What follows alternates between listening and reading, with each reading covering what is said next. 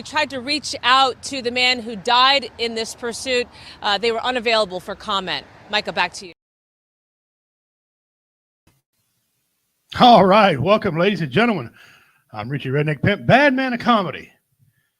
I got a good show lined up for you today. I am not flying solo. I have a special guest on. Was not advertised, but he agreed to jump on at the last second and be on here. And that's great because we got this show's about him and I anyway. What we got coming up. So share it out, please. Share. We got a rant, as we always do. We got several things to talk about. So without further ado, let me introduce this gentleman here. He's quickly become a friend of mine. He's been on here before. It's not his first trip here on the WO Radio Show. And he needs no introduction anywhere in the civilized world. Ladies and gentlemen, please welcome back to the WO Radio Show, my friend Pete Barlow. I was expecting a long introduction so I had time to use the bathroom. But as we've established, the whole civilized world knows who I am. Yes. The whole civilized world is aware of you, sir. You are known. Okay, you are known. Every time I go to Japan, I get mobbed by fans. I know. I don't know how you sign all the autographs all the time out there. I just don't get that. Carpal tunnel, man. It's just it's killing me. Oh, it's a real thing. It's a real thing. So how you been, brother? I am fantastic. I'm also exhausted. I know we're going to get into it, but I'm very excited about a road trip I've got ahead of me in the next couple of days. Yeah. We're going to get into that and some things you might want to be aware of before you come this way. Some things you got to know. Okay. You don't have to worry about the gang violence because where you're coming, there could be no gang unless you get behind an Amish buggy or something or a roll of them. Then you're in trouble. But we'll get into that here in a little bit. But first, y'all know how this is. After my introduction, my buddy here, I got a rant, and I want to talk about something today because it's the beginning. It would be a big deal.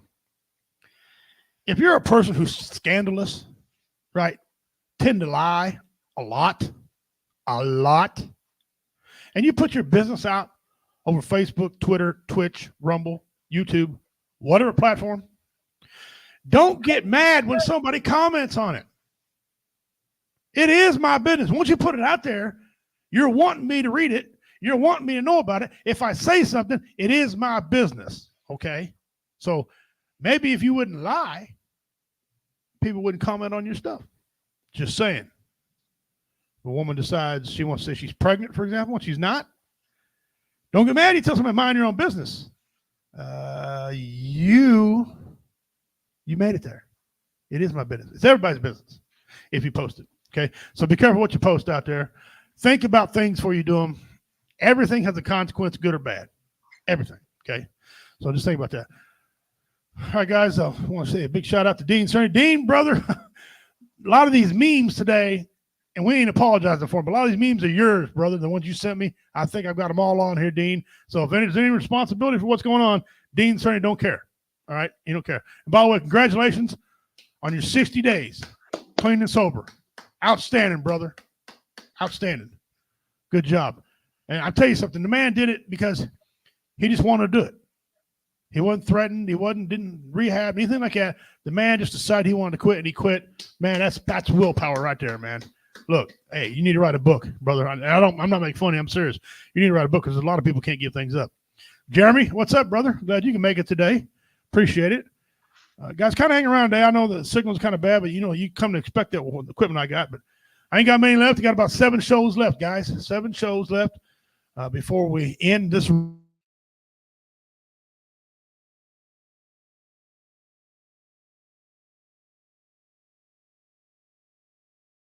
We're already buffering the room up, and I'm back. There you go. And so Dean Cerny's laughing about that. Yeah, that's funny. That's funny. It is. So we'll be back. Take care of all that. Before we get started here, a couple of announcements we got to do. It is getting close, ladies and gentlemen. If you're in the area, it's time. If you want to come and you want to see these fine-looking gentlemen perform, boom, look at that, huh? Yeah. It's too fine. Yeah. That guy looks like he belongs in the jungle somewhere. I'm just saying, it's like I feel like you're scaring people away because they're going to feel ugly by comparison. Yeah, yeah, yeah. Okay, you see a handsome and ugly fat man. Yeah, that show's going to take place at the Plattsburgh American Legion, post 97, at the Fall Festival. So expect clean comedy when you come to this thing, guys, because that's what we're going to give you on this one here. Family Comedy Night, starring some of America's funniest veteran comedians. He must have got the check when he wrote this for me. Appreciate that. Kids are welcome to attend. Friday, October 11th at 8 p.m. The show will start on the money. Outside stage at the community center. In case of rain, everything will be moved inside the community center. Love donations will be accepted. I don't know quite what a love donation consists of.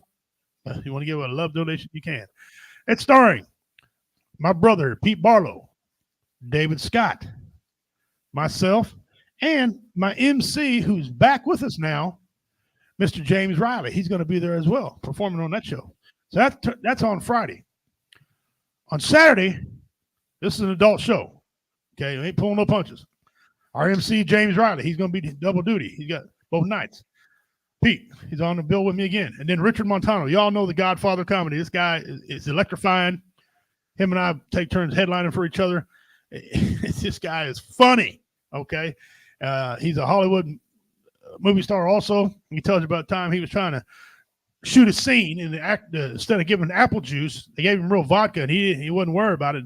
Instead of sipping it, he was gulping it, and he was laying in the parking lot at the end of the scene. So I'll tell you that joke. That joke's funny. That's going to be at the Jamesport Park. It's 708 South Broadway Street, Jamesport, Missouri. You got to remember, it's got to be 18 and over to get into the show, unless you don't mind cussing. That's up to you. You're a bunch of rednecks around or something, whatever. There will be a 50-50 raffle drawing. What that consists of is this. We sell these tickets. You guys win half of the pot. If there's 300, you get 150. Wait a minute. Yeah, if there's 300, you get 150. That 150 goes to the comedy club to help take care of travel expenses. Okay. There's going to be lots of entertainment that night. It starts at 7 o'clock. The show will kick off at 7. I'll be there a lot earlier than that. And the comedians will be getting in there a lot earlier than that as well. Free will donations. If you want to, we'll have donation jug. If you want to donate, the cost to get in is $20. $20 a head to get in. And that's going to be Jamesport, Missouri, down at the Park Building. A lot of you have been there before. Come on down and have a good time with us. Pete Barlow is driving all the way up from Georgia. If I can drive there from Georgia, you can drive there from like 20 minutes away. Come on. What's your real excuse? Bring your ass. Everybody wants to laugh, so quit funking it. Plus, most of the kids are probably, doing homework anyway. So come on up. I can quit drugs. I can quit drinking. I can't seem to quit smoking. Well, no advice, no judgment. No. I'll tell you what, it's very hard. It and eating is another one that's hard because you have to eat, and people tease you to overeat. So yeah, Dean. But hey, if you want to quit smoking, I got no doubt you'll quit smoking, brother. I belong to Eaters Anonymous. I've gone 30 days without food. I might not be in front of a computer monitor right now. This might just be a hallucination. Could be. Maybe I'll change your name to Gandhi. He went long periods. I'm protesting the end of this show. Like you can't wrap up in 7 episodes. You got to keep going, otherwise I will starve to death. Yeah. I get it. Richie got them pimp forearms. Yeah. Yes, sir. When you used to bench press 350 pounds, you tend to get thick, meaty, as my kids would say. You get meaty. I don't know what the hell meaty meant. That sounds like it's vulgar or something. But anyway, so all right. Well, guys, we're here with my buddy, my pal, Mr. Pete Barlow. He's an Army. I just learned a while ago he's not a veteran. I thought he got out of the military. He did not. He's an active military man. Okay. He's active. So he's in the Army, and he writes the GI Low magazine. Those of you that follow him, you know who he is and what he does. He's got a partnership. He's going to talk about that in just a second. He's working on. But before you do that, after your introduction, sir, tell everybody who you are, what you do. Please, for the love of God, you got to tell that ghost story. Okay. All right, brother. The floor is yours. All right. So as you pointed out, I am Pete Barlow. I'm the author and illustrator of G.I. Low, easily one of the top 49 most popular Army-themed webcomics, so exclusively available on social media. We made the top 50, so that's exciting. If you are following the comic right now, I'm doing a big crossover with Mark Baker, the author and illustrator of Private Murphy. We're doing something a little bit more like cinematic this time around. kind of like a childhood dream. I always grew up loving Mad Magazine. So I was like, what if we did like this sort of Mad Magazine style movie spoof? And it's a spoof of just kind of everything.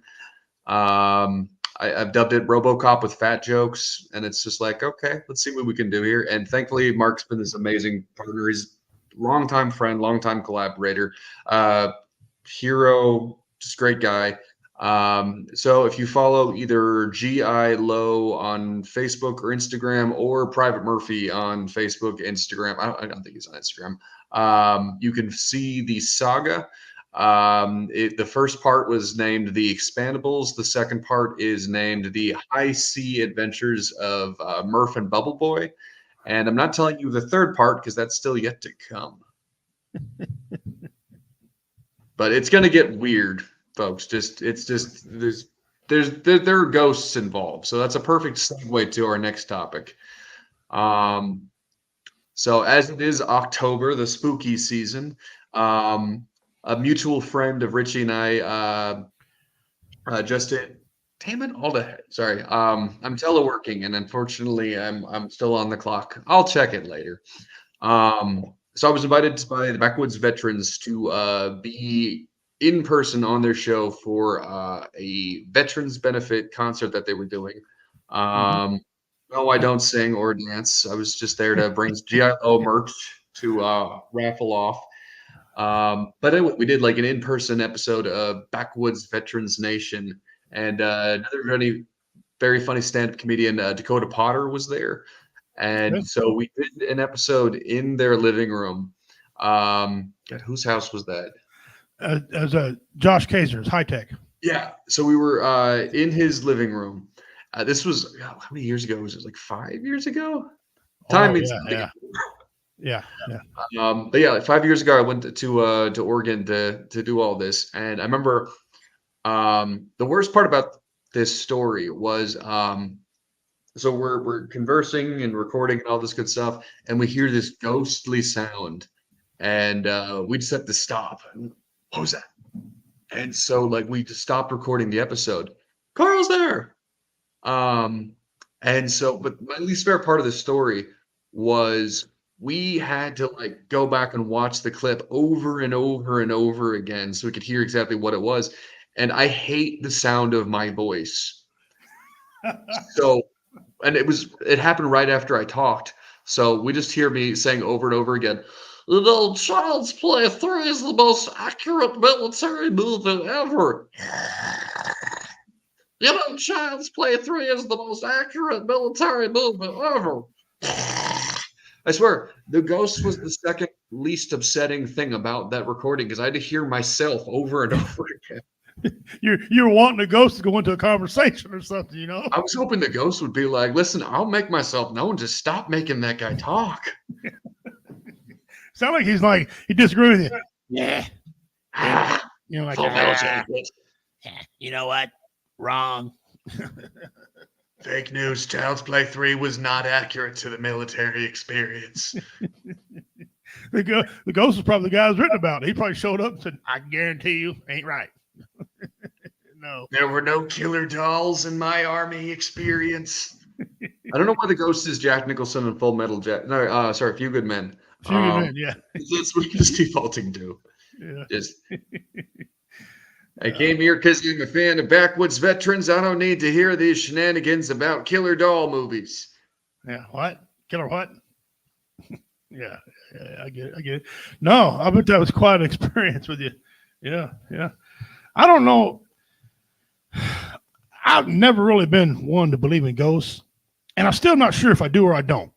But what led me more to the other side, what made me go more to the middle, was when I was out there visiting our friends out in Oregon, and we went through this haunted brothel. Okay, like a pimp in a brothel. That was that was a hell of a match.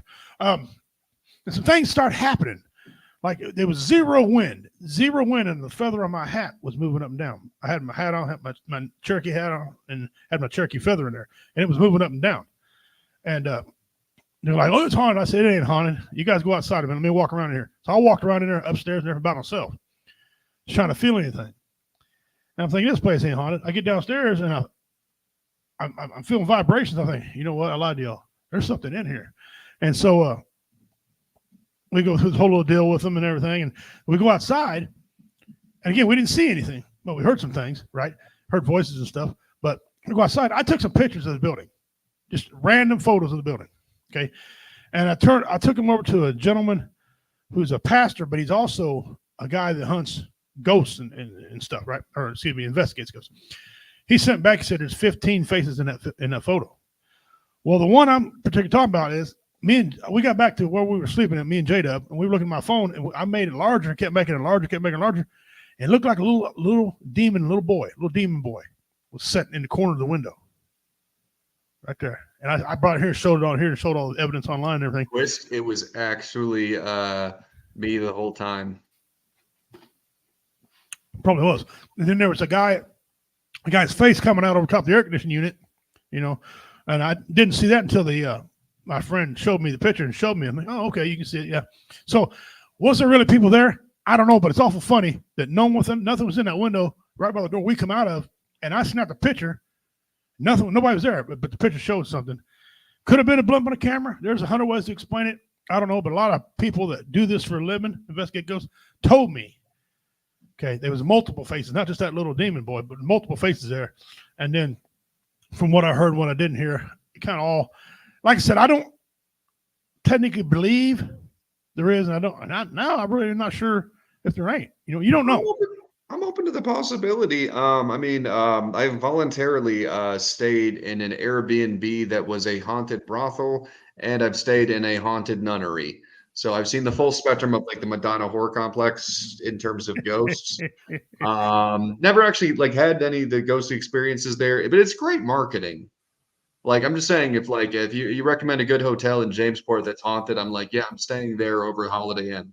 No, there ain't no hotel in Jamesport. Well, I guess actually there is a little bitty one. Yeah, I don't know if it'd be about haunted or not. You got to worry about some old dead Amish. But you got to worry about there. I imagine the Amish are great ghosts. I'm just saying, Well, yeah. I mean, you're already spooky looking.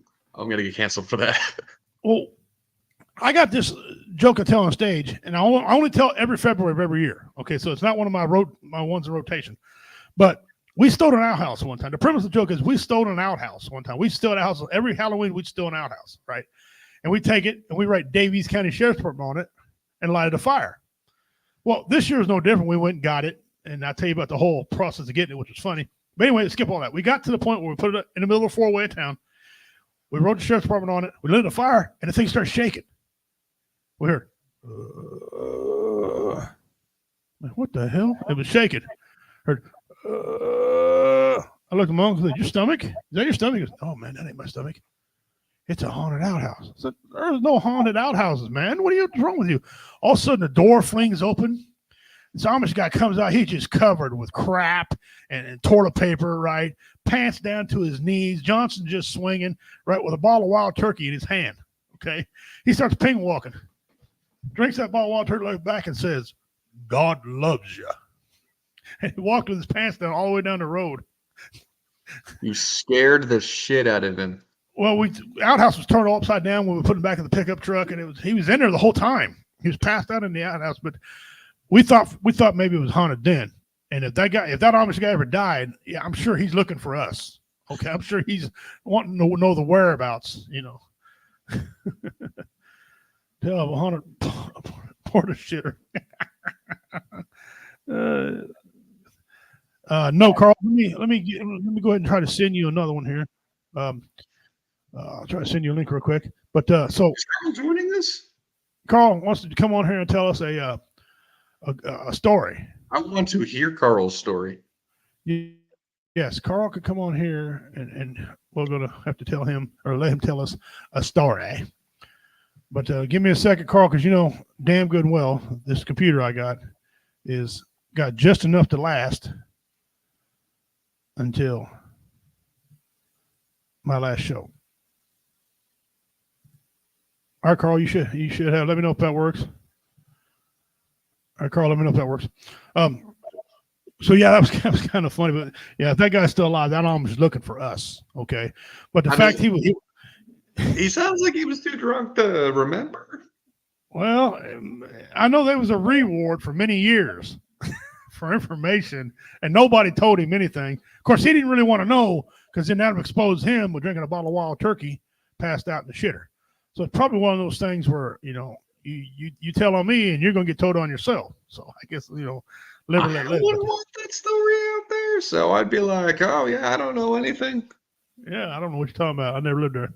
Guys, give a big welcome to one of our top 10 viewers of all time. I'd say top 5, but he only comes in sometimes. But he's on, catch him on the Roy Anthony Show.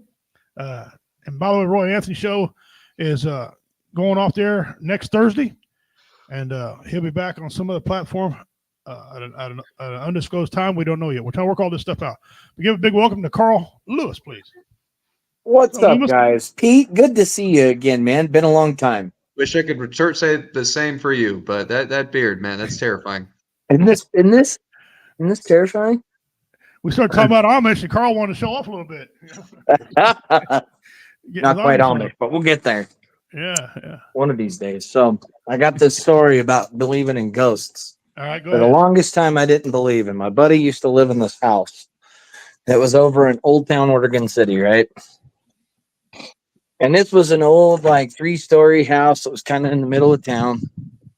And, the upstairs was locked. This is kind of like how Beetlejuice played out. You know, how they couldn't go upstairs and stuff like that. Well, every night that I would stay over there, we'd hear a rocking chair rocking back and forth upstairs in the attic. And back in the early, I think it was this house has been here almost 100 years. So whenever the house was built, the original house that was there burnt down. And the people that were upstairs in the attic supposedly are the ones that died inside of the house because they were all asleep. So they used to have an old oil burning furnace that was downstairs in the basement. And the oil, I guess, was so thick and gelled up from being cold down in the basement that it started to smoke through the house. So it imitated the house fire. Well, we all woke up choking to death. We all got outside and the fire department's there. And my buddy looks at me and he goes, "Hey, you didn't call the fire department, did you?" I was like, "No." "Did your parents?" They said, "No." Well, apparently the neighbors were standing out looking for somebody. And it was this little boy in 50s or 60s clothing carrying a Russell sack of newspapers and had called the cops and had called the fire department. The house wasn't actually burning down. It was just the oil had coagulated down in there and started smoking really bad on the burner. So the house didn't actually burn down again, but it was crazy because after they had cleared the smoke, everything was cleaned up. They moved back into the house after it was all fixed and everything else. You could still hear somebody rocking upstairs in the attic in a rocking chair. And every once in a while, you'd see the blinds split open and shut from the top of the freaking house. Scared the absolute dog snot out of me. I promise you this. Never in my life did I think I believed until that moment. It's a topic that it's a weird ass topic because if you're a religious person, and I'm spiritual, I'm not really religious, but I am a spiritual guy. But if you're a religious person, you believe there's no such thing as ghosts because the foundation of your religion, the Bible says there's no such thing as ghosts. Knock it off. You're insane. Go see a psychiatrist. But on the other hand, you got certain ministers that say, time out. There's something out there. We don't know what it is. Okay. It's like, then you turn and ask the same minister and say, well, do you believe in aliens? I don't know about the ones coming across Mexico. I mean, aliens, right? Extraterrestrials. And they're like, well, I don't know. The universe is so big, it could be. Man. I've had one experience other than the BB Nation one, which even then I was just like, I'm a little bit skeptical. Right. By the way, Pete, we played that freaking sound bit probably 100 times. Right. Yeah. In studio. I remember. Yeah. That's my hell. Hearing my voice 100 times. I know my ears bleed afterwards, but that's okay. Yeah, you cannot commit a crime because everybody knows your voice. So any phone crimes, you're out. But the one kind of ghostly experience I've had was it's military related. So there we go. Right. Everything's full circle. Right. So I remember a friend of mine from high school died while I was in basic training, and I found out about it on Family Day because we got our cell phones back. And called one of my best friends, found out about it, and then I went to AIT, and I remember I was walking around my barracks, and I saw what looked like this like 13-year-old boy, and it's just kind of like, what the heck's this guy doing? This kid doing in the AIT barracks? And so I was like, that looks like Eric, but it looked like my friend Eric from when we first became friends, like in elementary school. It was like, this is weird. So I just saw this kid like run around the corner, and then I walk forward and I look to the left around the corner. Nobody's there. And this was right after he died. And so the thing is, I saw his family a few years later, and they said, yeah, around that exact same time, all of us had that same experience. I'm like, okay, that's eerie. That's insane. Insane. I got a sister who's as old as my kids. Imagine that. My mom still freaked when she was older, right? Anyway, she was laying in bed. She was 9, maybe 10, maybe. Right. My brother had with cancer. The side of his face all swelled up. He had cancer in lymph nodes. And so she was laying in bed one night, and she sat up, did some talking, laid back down. My mom said, who were you talking to last night? My little sister said, I was talking to Grandma. My mom said, how was you talking to Grandma? Well, she came to me and was talking to me. She said, what'd she say? She says, well, I'm not here to harm you. I'm here to look in on your brother to see how he's doing. And what'd she look like? And she described herself, well, she's a barrel-chested woman, had knee-high socks, short hair, and said she was your mom. So her name was Emma.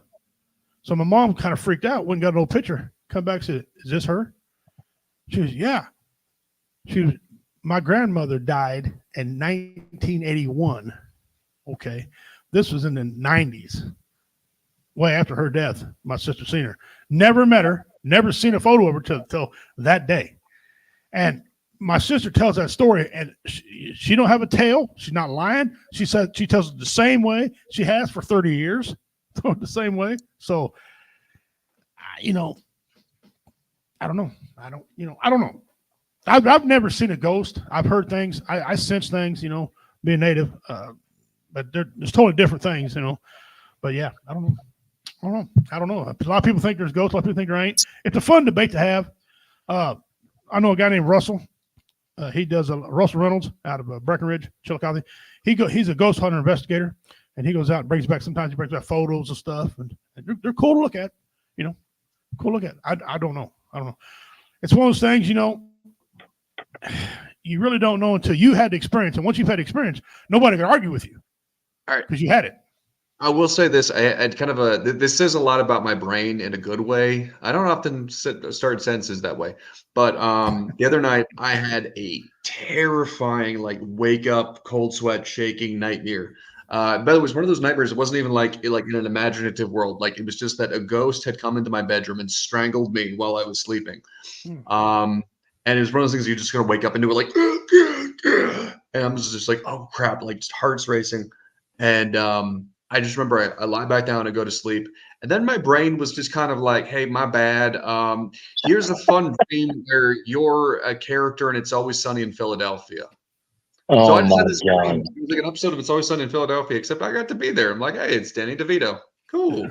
Why can't you ever have a dream of a woman strangling you and giving you kisses at the same time? Well, I mean, what happened to those damn dreams? Women ghosts don't need loving too? What the hell? I don't even know the gender of the ghost. It was just this sort of like, just like black. It was like the smoke monster from Lost. It was just I'm like, it could have. Well, been. you've heard about people having dreams of like falling and they wake up right before they hit the ground, right? Yeah, not me. Yeah, my son, I just fall. My son had one of those dreams, and he was laying on my lap. We were hugging up on each other in the chair there. We were watching some TV, and all of a sudden, he just springs up and drills me right across the jaw. And then he just sits there with his eyes open like this, and he goes, "Sorry," and falls back asleep.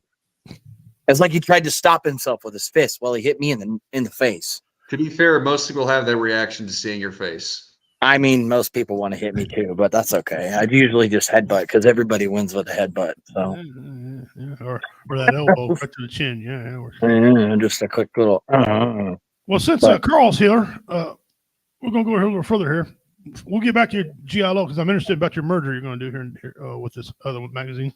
But if there's one person It doesn't matter if they're singer, poet, whoever. If there's one person you could bring back and have them listen to them talk or act or whatever, who would it be? And you only get one. It could be male, female, anybody, whoever. Who would it be?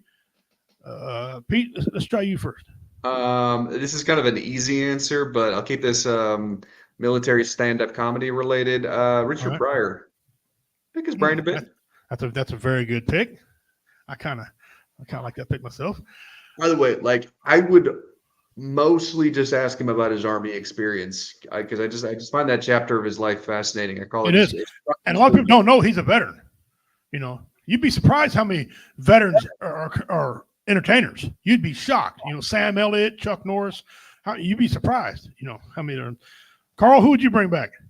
Oh God, if it would have to be anybody on the face of this earth, I would love to hear Betty White's opinions about the way that the country is going now. She would put a sweet touch on everything. She would, for sure.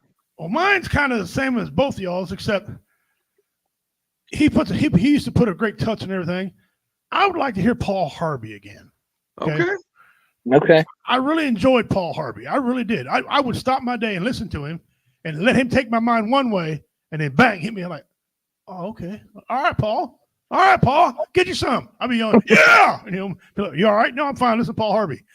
The man had a way. Him and his dad both had that distinctive voice, you know. And so you don't find nobody like that today. Everybody's now is like, hey, you know what? Why don't you just fact check it? Well, who's running the fact check?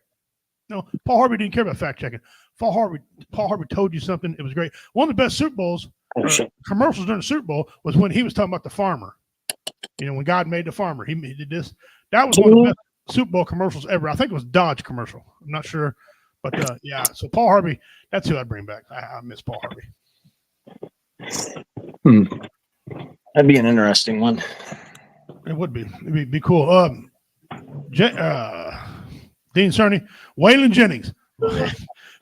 Can't fault that one either. Nope. No, can't fault that one either. Okay, you mentioned a while ago, Pete, about GI-LO and you're going to merge and do some other things. Talk to us about that and how that come about. Well, I'll throw this out there while we've got Carl. Did you know that that Carl has made an appearance in my comics? Yes, I have. No, I didn't know that. I didn't know at all. I think I named him very imaginatively. I named him like Private Carol or something like that. It was like Karel. Specifically because J-Dub, I was on, I think the first episode of BB Nation I was ever on. He's like, why isn't Carl in this comic? And I was just like, well, at the time I was like, who the hell is Carl? Then eventually I met him at the BB Nation concert. And so I was like, okay, this guy's goofy looking. I'll put him in my comic. So if you read the Drill Sergeant Saga comics, there's a character that's modeled after Carl here. Nice. Well, there you go. Excellent. Round of applause for Carl, being a celebrity. The entire BB Nation has made a cameo in my comics. Pops has been there. So who knows? Maybe Richie the Redneck Pimp makes a cameo. Hey, make sure the pen don't add 60 pounds like the camera does, okay? Because you know, I've lost a bunch of weight, but sometimes you can't tell it. Like, you know, you can't tell it. But yeah, I was always looking for interesting faces because I always have to have like background characters and whatnot.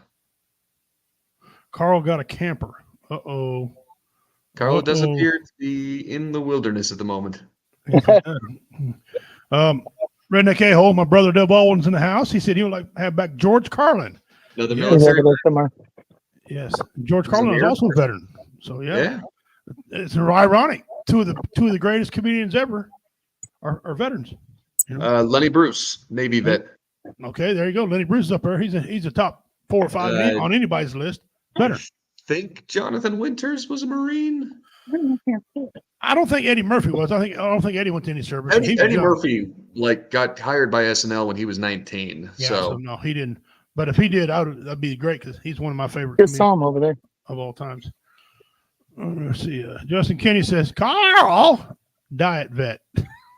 Oh, we got J-Dub in the chat. Okay. Yeah, he was going to be on the show because he's my other host, but he's in the woods right now tracking the deer that his dad shot. So they're out there. Pop shot him. They're tracking him. But miss you, Justin J-Dub. And if you get down early, want to come on, we'll send you the link. Oh, good old JW. Yeah, JW. So anyway, like you're saying, Pete, So, you're merging. yeah, it's been. I'll say this: there's definitely a theme this year of crossovers, specifically crossovers with Private Murphy.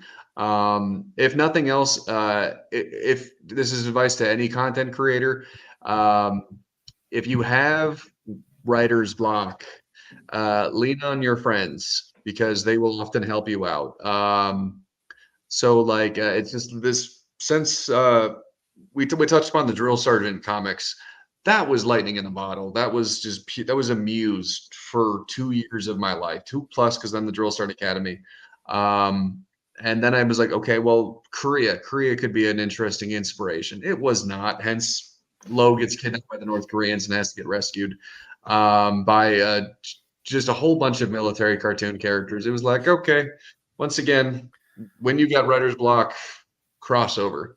And so then I last year I got hired as an executive assistant to a colonel, and I'm like, that's a storyline.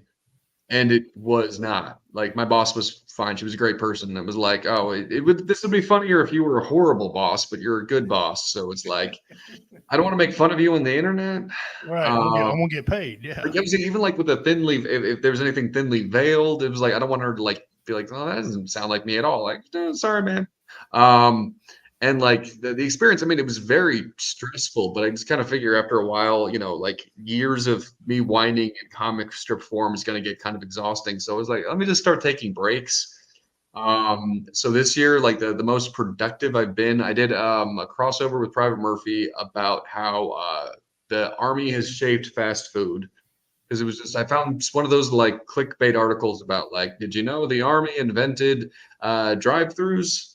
And I'm like, cool. And it was in Sierra Vista where I used to live. I'm like, okay, cool. And then once again, twiddle my thumbs. It was like, I have no idea what to do with my comic. Maybe I should just quit. Carl would be happy. He'd be like, and so then I went back to the dumbest idea I've ever had, which was the Bubble Boy saga, which was born entirely out of a friend of mine at work. We're like, hey, wouldn't it be funny if we did this? He gets mistaken for like the Chinese weather balloon. And so it was like, those were easy to write and very easy to draw because I made mostly just use shape files. And I was like, well, what if I tried to make something kind of smart out of that? And I messaged Mark, like, here's the ideas I have. And he's like, this is funny. I'm like, is it? I'm like, okay. So we've been working on that for a few months now. Like we're actually like working on the epilogue. So this is like, it's done. We've got months of comics to post, but it's like, we're like wrapping up. Nice. Sound like you got a good endeavor involved there, buddy. Good thing. I hope so. Yeah. And if you hate it, put it in the comments because if I get upset, then Richie will be able to call me a hypocrite. Right. Well, the last 10 years, the best holiday or top 3 holiday was always Halloween. It never beat Christmas. And some charts it never beat 4th of July. Some charts it never beat Thanksgiving. They were all right there in a row. So I'm going to pull up a deal here and look at it. But it says right here. Now I want you guys to guess what the number 1 holiday is now. And this is from the website here. I can get who knows what the hell the name is. Anyway, guess what the number 1 holiday is. Guess what the number 1 holiday is? It's Christmas. Yeah, the most popular national and religious events in the United States as of the second quarter of this millennium. It pains me to say this, but I think Carl's right. I think it's Christmas. New. What? No, Christmas is actually 3rd. No, excuse me. It's tied. It's 3rd place, but it's tied at 78%. That's crazy because there's already Christmas shit up in the stores. I know it. Christmas is everything to me. Now, this is just this one side here. Christmas to me, and on every other poll I looked at, was leading. But on this particular poll, it says Thanksgiving is the number 1. I was going to guess Casimir Pulaski Day, but you know what? We all get proven wrong. Yeah. And Halloween is down the list here. You got Thanksgiving number 1, Memorial Day, and Christmas are tied. Okay. Memorial Day and Christmas are tied? Yeah, and then you got Veterans Day, You got Mother's Day. Got no problem with that. Then on this list, Father's Day, which used to be right behind Arbor Day, is now up higher. Father's Day. Okay. Shout Easter. out to fathers. Yeah, Easter. Martin Luther the King Day. Labor Day. And then you got Halloween. So Halloween has came down on these. I have a theory about that. Yes, go ahead. About my Halloween went down because I don't think kids really trick or treat anymore. I mean, there's like some trunk or treat, but like I remember as a kid, like I loved trick or treating. It was like free candy, you get to wear like get dressed up in costumes. It was cool. And like I mean, I'm not a homeowner, but my parents say like every year they get fewer and fewer trick or treaters. I mean, I can understand where I live. It's all gravel road out here. You don't see a lot of trick-or-treaters. In fact, last year, my mother and father-in-law, I think the only two that they had was the neighbor kid and our kids. So, right. I mean, now, according to this website right here, No Insiders, that's this website here, it says the top 15 most popular and biggest holidays in the United States as of this year. It says, number one, again, Thanksgiving. And Thanksgiving used to be down the list a little bit. So now Thanksgiving, they got 4th of July, 2nd, like we discussed a while ago. Then number 3, Martin Luther King. Number 4, President's Day / Washington's birthday. I don't know if they're talking about both holidays or maybe that's the President's Day, Washington's birthday they're talking about. 5 is Memorial Day. To me, that's one of my top 3 best holidays is Memorial Day. Okay. 6 is Veterans Day. 7 is Easter. 8 is Christmas. Wow. 9th, New Year's Day. 10, Halloween. 11. Wow. 11 Halloween's amazing. Halloween should be ahead of, I don't know, some of those. should be top 5 in every category, in my opinion. Number 11, Valentine's Day. Okay, I can see that. That's going. Nobody loves each other no more, so it's dropping down the list. Yeah, we call that V-Day. Yeah, VD Day. Yeah, a lot of. It still leads in marriages. More marriages happen on Valentine's Day than any other day. So that's still wild. Number 12, St. Patrick's Day. Number 13. I love St. Patty's Day. It's pretty cool. Pretty cool. 13 is Martin Luther King Day. Number 14, Labor Day. And number 15, Columbus Day. I know a little bit something about that because I was born near Columbus Day. Wait, when's your birthday? October 12th. My birthday is tomorrow. Yeah, well, there you go. Oh, wow. We get to do a show on your birthday. Yep, couple Libras. That's it. All right. Yeah. So that'll be cool. That'll be the end of this year. So there's some of what they think. Okay. You can agree or you can disagree on their list. I think they're wrong. Definitely. I think Halloween should be up there because it ain't just a kid holiday. I see adults love to dress up and do silly crap too. You know, I've been known to do that myself. Have fun scaring the hell out of the kids. My Halloween costume is in the mail. I love this time of year because then all the Friday the 13th movies come back on TV, and like all of them come on Netflix. Yeah, that's not always a good thing. All them scary movies. Ooh. Some of them are dumb. Bring them. I could do Friday the 13th marathon every day. Yes, I could. Yeah. See, it's like I actually sat the kids down and let them watch The Shining. That's amazing. Okay, and every time that the music would go crazy in there, like when he turns around the corner and sees the twins, my oldest boy, just bright-eyed, bushy-tailed, sitting up watching, and my son's just kind of sitting there with his hands and in his mouth like this. And after we got done with that, we watched the Saw movie, and then we watched the trailer for the Neighbors. And there's the part where she's standing there looking at the camera, and you see the dude. You see the guy pop out from the back in the white pillowcase with the eyes cut out of it. Mm-hmm. And you watch Wyatt go. I mean, just ghost pale white face, and he goes, "Oh." That was it. It was priceless. It was hilarious. Me and my best friend were sitting over here, and we were just busting up laughing. Oh my God, it was hilarious. When I was a little kid, when the first Halloween came out, one with Jamie Lee Curtis, okay, the original, right?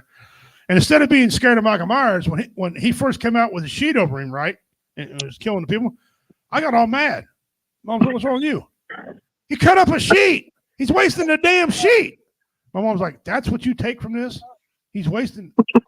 What is wrong with you, son?"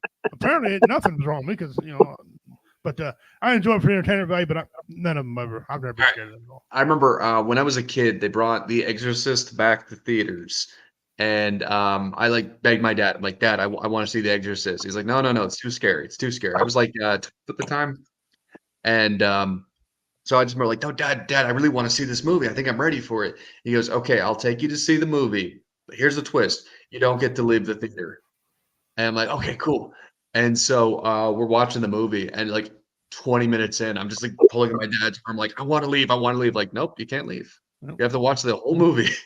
Both the boys wanted to watch The Shining. They saw me, and I was like, "Oh, The Shining's on!" And you hear my son, my youngest boy, go, "Oh, Dada, watch that, Dada, watch that." And I'm like, "Okay, all right, you asked for it." And they sat and watched the whole damn movie with me. One of those scary movies that I think is a big joke because it doesn't scare me is Chucky. Really? Comedy. I mean, anything I could punt across my front yard is not scary to me. The two movies that made me giggle: Paranormal Activity and Blair Witch Project. No, both movies made me snore. Yeah, I got some of the best sleep of my life to the movies. I fell asleep, and I knew I liked horror movies when I fell asleep through the original Texas Chainsaw Massacre. I fell asleep to it. The original Texas Chainsaw Massacre has a couple of really scary moments. That first sledgehammer scene. Yeah. Like, I remember as a kid, I'm like, that was very scary. But like, I love basically all slasher movies, but I don't think a Friday the 13th movie is ever actually scared. No. Michael Myers didn't scare me either because his sister kicked his ass. Okay. Multiple times. The Freddy and the Nightmare on Elm Street movies never scared me none because it was always when they were sleeping. So Freddy Krueger did scare me when I was littler. Now as an adult, he's basically a stand-up comedian. Yeah. Freddy Krueger couldn't live in a veteran's head. He'd step out and say, "Son of a bitch. Sorry. Let me make a donation." He's like walking around to the boiler room with a cigarette, like, "Never doing that again. Holy shit." Yeah, he'd be apologizing. "Hey, dude, when you wake up, I'm sorry. Yeah, forget about me. I'm sorry. God damn. I'm sorry I was ever in there." Yeah. Man, here, you want these? Here, you go. I'm getting the hell out of here. I want this movie now. Just like Freddy Krueger, like meeting his true match, which is just like, okay, wow, I thought I'm literally a living demon, but your demons scare me. Yeah, that's what they were just talking about. Yeah, JW missed it. High Tech's living. Talking about that. JW said, "Want a haunted house? I go to High Tech's living room." All right, but while you're in the chats, have there been any other ghostly experiences since then? Yeah, J-Dub. So I could have sworn I heard something the last time we had Hump Day Hangover over there. I don't think High Tech was there, but I think something fell off one of the. Yes. Yeah, I think, and we were all in studio during the segment, and we were like, "What the hell was that?" It was you, J-Dub, and Matt and EO. Yeah. Yes. What that was? Yeah, High Tech wasn't around for that. I don't remember what it was. I heard it too. It sounded like a banging or something to me. Yeah, but I never heard no more about it. We even went back and listened to the recording of it, I think. And I thought we could hear something fall off the shelf out in the living room, but nobody was home. It was just us three in the back studio. That's it. And that was something else. Could have been a mini earthquake. Don't know. He said, J-Dub said a couple of times. I want to hear those stories. Yeah. There's been a couple of times. I'd love to hear those stories, Oh, yeah, especially this time of year. Like I said, this is my favorite holiday because we talk about having birthdays around this time. As a kid, I just remember like the decorations for like every birthday party I ever had was just, it was like put up the Halloween decorations. It's like, all right. So it's like, but I didn't care. It was like, oh, my parents are just taking the easy route. Like, no, this is their life hack. It's like, all right, your birthday party is Halloween themed. Also, we're putting up Halloween decorations. I'm like, cool. I love Halloween. The best costume I ever had was one I made. Okay. I did go buy a mask. I bought a werewolf mask, or one rubber werewolf mask, right? And then I took an old dog chain and I ran it across me, a zigzag pattern, tore my pants up and tore my shirt, right? And I was going to kind of drag one leg. It was cool as hell until ladies pull up, the kids got out, they ran up to get some candy. I jumped on the bumper of their freaking car and went, like that. That lady about swallowed her cigarette. Okay. You little son of a, and I'm not gonna get all the language used, but damn her. She got out. I thought she fell to the ground. I thought I gave this lady a stroke. I thought she had a heart attack. Trying to find out she swallowed her damn cigarette. Well, it was still lit. So she was choking on that. And so I got up, and I ran, and you hit the chain was dragging and sparking and shit because I thought I was going to jail. I thought I had a good Halloween costume last year. So I did a Halloween open mic. And for years and years, I've been told how much I look like Steve from Blue's Clues. So I was you didn't. If you can't beat him, join him. So I just found the white and green polo shirt. I've got the khakis, and I have the cap with a crayon on it or whatever. Right. And I'm just like, it's like, all right, you're gonna say it, I'm gonna embrace it. The coolest one that I had, me and some friends went to Goodwill and bought some old flight suits, some old army green flight suits. I went out and like got our haircut, reg style, and went out and rubbed a bunch of dirt on our faces. And I had a remove before flight bomb tag, and I put it on the zipper, the bottom of the zipper of my flight suit. And we walked around, and we were the 3 dead air pilot zombies. We actually won a costume. Okay. Yeah, we actually won a costume contest at I think it was Gilmore's Meadows on Johnson Creek. I think it was like 23 years old, and it was dumb because all the girls were all hammered drunk and they were all pulling on that thing, and I was like, oh my god, we got to get the hell out of here. Well, the only clue I'll give to what my Halloween costume is going to be this year, hoping that it arrives in the mail, arrives in time, is good grief. That's all I'm going to say. My Halloween costume is going to be the same it's been for the last bunch of years. I'm going to dress up as a Native American, as myself. Put my hat, there you go. paint my face, put my war club on and all that stuff, my coup stick. Yeah. Pass out candy to people who don't come to my house because I live deep in the country. Okay. Which segues into what I was going to tell you. Now, when you come up this way, there's a couple of things you got to know. Okay. One, when you cross into Missouri from any other state, because you'll hear this. Don't stop. It's not your tires. It's the road. Okay. The roads are, yes, they're bad. And the further north you go, okay, it's not your tires, but maybe the time you head back, right? So you need to know that. Okay? 2, you need to know we're an hour behind you originally. Okay, we're in the Central Time Zone. So I mean, if you go, I tell you, 8:00 show and you show up at 9, that's not the. Thankfully, my phone will update. Yes, so yes, good. I'm pretty reliant on that one. Yes. So, and then if you got time, I'm sure you were loved. I'll show you around somewhere. Maybe come to my house. Now, if you come to my house, you got to have a 4-wheel-drive pickup truck. Okay, because if you got a little car, you're going to be walking. That's all I'm telling you. All right, Dean said I dressed in drag one year and won a contest. I wouldn't put it past them. I figured he'd have a ghillie suit. A ghillie suit would go looking like Bigfoot. That's why I figured he would, a swamp thing, big as he is. Yeah. So that's the only 2 pieces of advice I need to give. Everything else is pretty cool. The cost of living up here is not that high, and gas is same as everywhere else. So yeah, that's but you can eat pretty good up here. So okay, yeah, I definitely whatever recommendations you got for food. Yeah. So no, Ed, you're gonna have a swell old time. Is all I'm gonna tell you. You're gonna really enjoy it. My coworkers are very excited to hear the stories afterwards. Yeah. I just wish I was over there to see the actual damn show. Yeah, I'm, Be I'm- nice. man. on Saturday's show, I'm bringing back the shit in a cop car joke. Okay. For years, I told that joke, and it cost me because every time I walk in somewhere, hey, are you the guy? You got shit in the cop cars. Yeah, that's me. Then they all say, why? Well, I really don't have a good answer. I was young, and I don't know. He wouldn't let me crap. So yeah, but I was a hero. Got to the jailhouse. Guy in his car, I dare you to scream at the top of your lungs, "I love America." Carl, you'll totally do it. No balls. I'm saving you, Carl. Captain I love Bird. America. I love America. There you go. That's all louder he can go. He's got emphysema.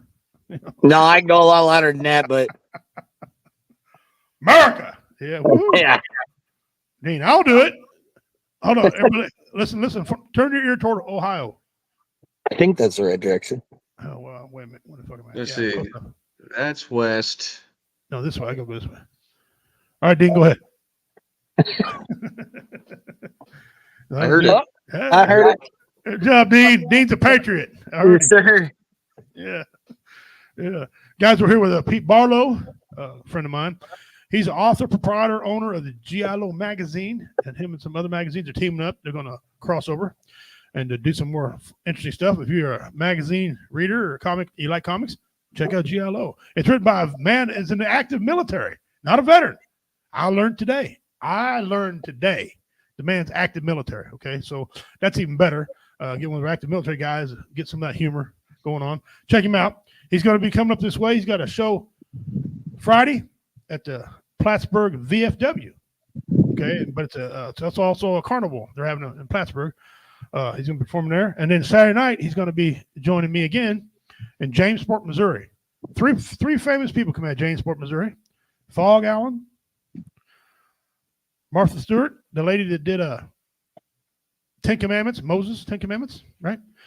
And me. Ha! That's right, me. Three famous people come out of Jamesport, Missouri, and he's going to meet one of them, and they're going to perform there in this little ass town. It's going to shock him. I guarantee you're going to get lost, and you can't because there's only a couple ways to go. You have to go. I think I was a lieutenant in my past life. I can get lost anywhere. Well, okay. All right. I get it. Yeah, I get it. So, guys, he's going to be performing with us. I can't wait to meet the man. He's been on here before. He's also been all over. He's been on BV Nation Radio several times. He's been spooked by ghosts. He writes comics. Good all around American guy. Pete Barlow is performing in North Missouri this coming weekend, Friday and Saturday. You guys want to check it out? All right. We'll stay on point here. Let's go check this comment here. It says the flagpole at Mar-a-Lago stood a little straighter. That's why he yelled so loud. That's right. All right. Now let's go here. Let's do some of our memes. Now, if you're triggered, I'm sorry. No, I ain't apologizing. Some of these memes are going to be because our boy, Mr. Dean Cerny, 75% of these is his fault. So let's get before we get to those, I'm gonna show you. I took a vacation, Redneck Pimp Club. Me and the other two founders, we went on a yearly trip. This year we went to the museum in Topeka, Kansas, the Evel Knievel Museum. And so I got a couple of photos from Evel, the museum. There's one. Here I am there. They're talking about his uniform. They're like, I wonder if I put that on. Both of them wouldn't fit my big ass. You can sew them some bitches together, and it couldn't fit me. All right. And I lost a bunch of weight. And so that was pretty cool to see that. You always go to Graceland. I've got a feeling there's some jumpsuits that'll fit you. I'm sure there is. And then here you see me. I was at Shields wrestling a bear. Okay. I see The bear- two bears in this photograph. Yeah, the bear, the tall bear won, and he won 2 out of 3. I got him on the first one there. They're trying to apply an arm bar, but he wasn't moving. So yeah, no arm bar to the bear. Leave the bear alone. Okay. All right, here we go. Why buy fender flares when you could have old kiddie pool laying around somewhere and nobody's using? I'm guilty of that. This is a Carl Loomis freaking photo here. I promise you that. Man. I will send you a photo of one of my good buddies' rigs. He actually has those up underneath his fenders. Did he run over it or did he put it there? He put him there. Okay. That meme hit home, didn't it? All right. It sure did. The government is organized crime. I work for the federal government. Trust me, it's disorganized. Now, I was going to say organized hell, dysfunctional crime. Dysfunctional, yeah. All right, guys, these next few. If you got any complaints, please send them to Dean, but he ain't going to give a shit, right? Y'all know Mr. P. Diddy, right? Y'all heard about this guy. He's a spokesman for Costco, apparently. We got some memes of him. Lube Gehrig. Not the luckiest man on the face of the earth. No.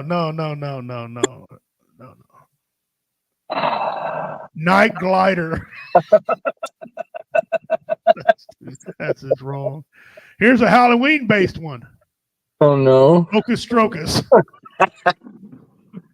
Is that LeBron in that photo? Not yet. Scooby Loob, the movie. He put his face on the dog. That's funny. Oh, hey, we got to talk about him. And you know him and you ever wonder what it looked like across Dog the Bounty Hunter with P. Diddy? We have all it the right time. exclusively. Here it is. The Booty Hunter. That's wrong. Who cares? If P. Diddy actually sang some songs we're listening to. Oh, come on. That's a different P. That's actually Diddy. disrespectful, but it's funny. Oh. Oh, man. Sorest rump.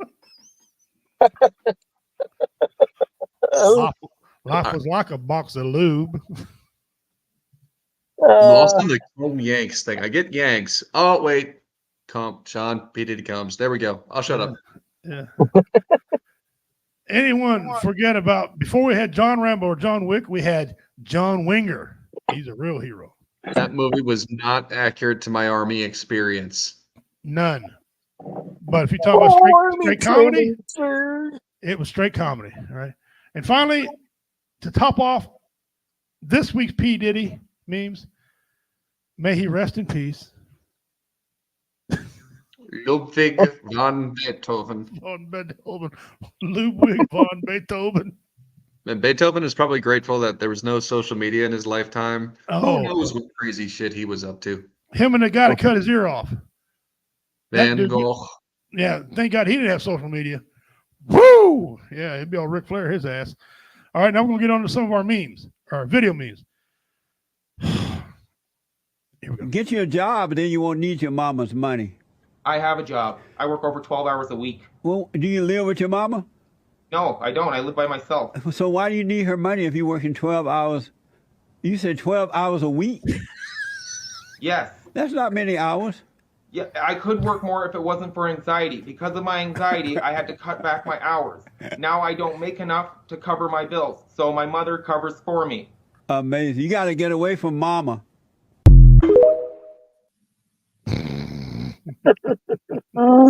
He works 12 hours.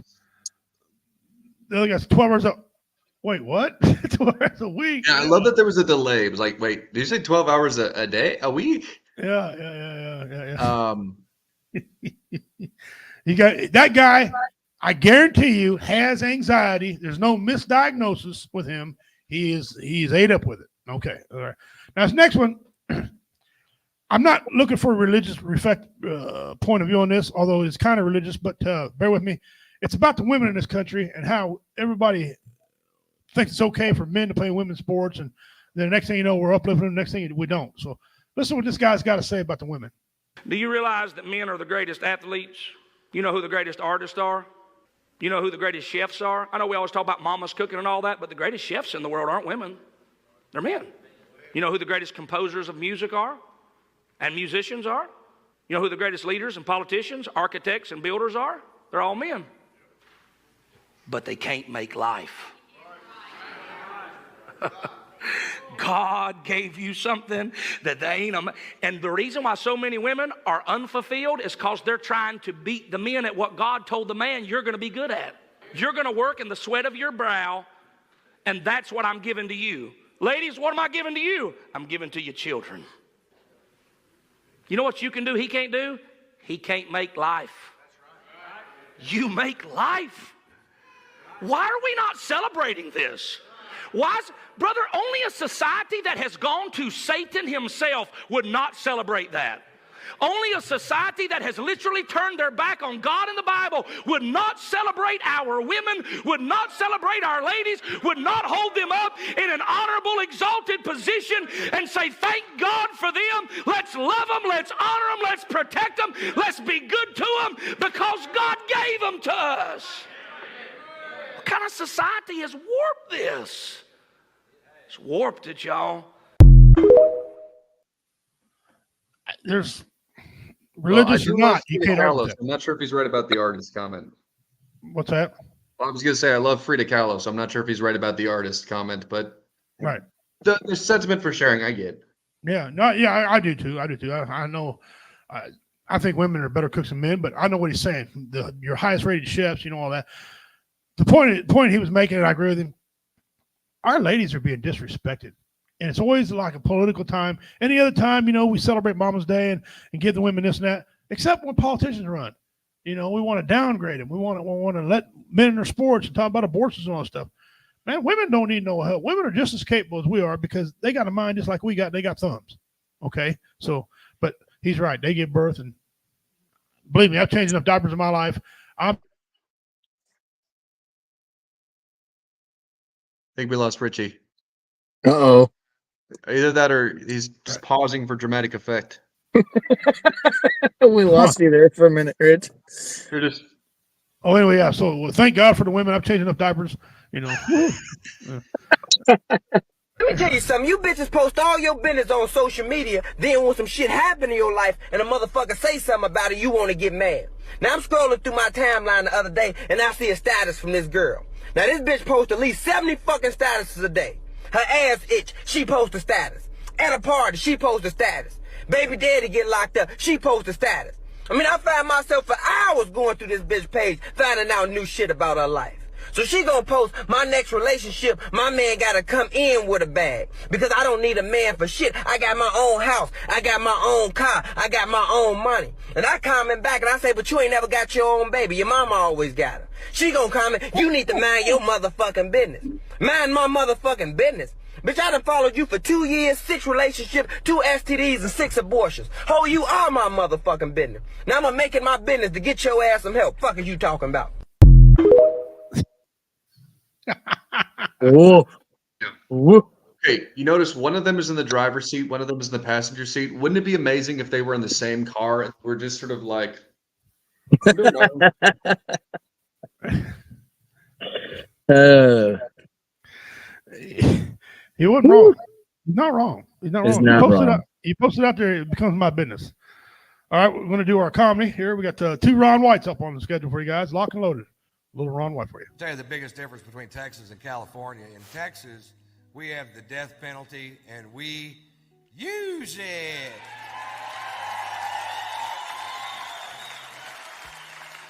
That's right. If you come to Texas and kill somebody, we will kill you back. That's our policy. We're trying to send a message to the rest of America, and the message is go somewhere else and kill people. Go to California. They don't give a shit.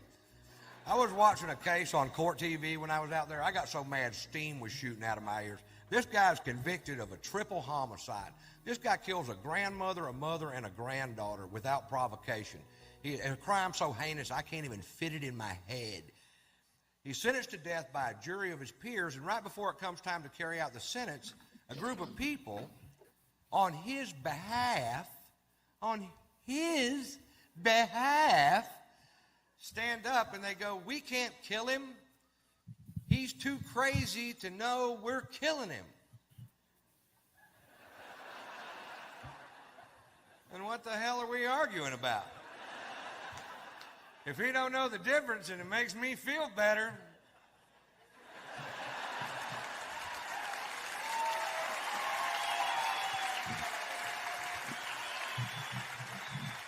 How do you know he's crazy? That's what I want to know. Of course he's crazy. He killed 3 people, you know. This is what they said. He rolls his turds into little balls and eats crayons. I'm like, shit, you got to quit putting all crazy people in one group, goddammit. You got to separate them up a little bit. You know what I mean? What does that crazy person do? Oh, he rolls his turds into little balls and eats crayons. Fine, I'll feed him for the rest of his life. What does that crazy person do? Oh, he kills productive members of our society. Well, he should have rolled his shit into little balls and ate crayons.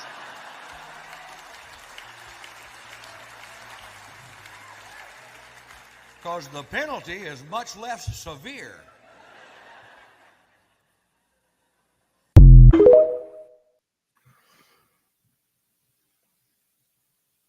I do love the choice of the crayon eating on a military podcast. Yeah, hey, Definition of insanity. and a Marine in control, a Marine who's eating crayons. I was just gonna say it must have been a Marine. Yeah, it had to be a Marine. Yeah. All right, here's the other run. What? I did that bit out in California, and this guy comes up to me after the show, and you could tell he was nervous to talk to me, and he goes, you know what? That may be true about Texas and the death penalty, but you know what? You know what? What? He waited for me to say what. That's kind of cute. He goes, there's an old law in Texas that states that in Texas you cannot shoot somebody in the back no matter what they did to you or your family or your place of business. It's illegal for you to, in turn, shoot them in the back. I'm like, yeah, but you can start shooting them in the leg till they turn around.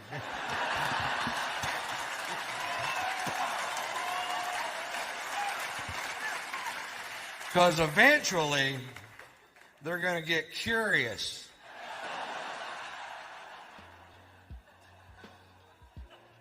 Who's shooting me in the leg? I wonder quietly to myself. Oh, that guy. Never turn around.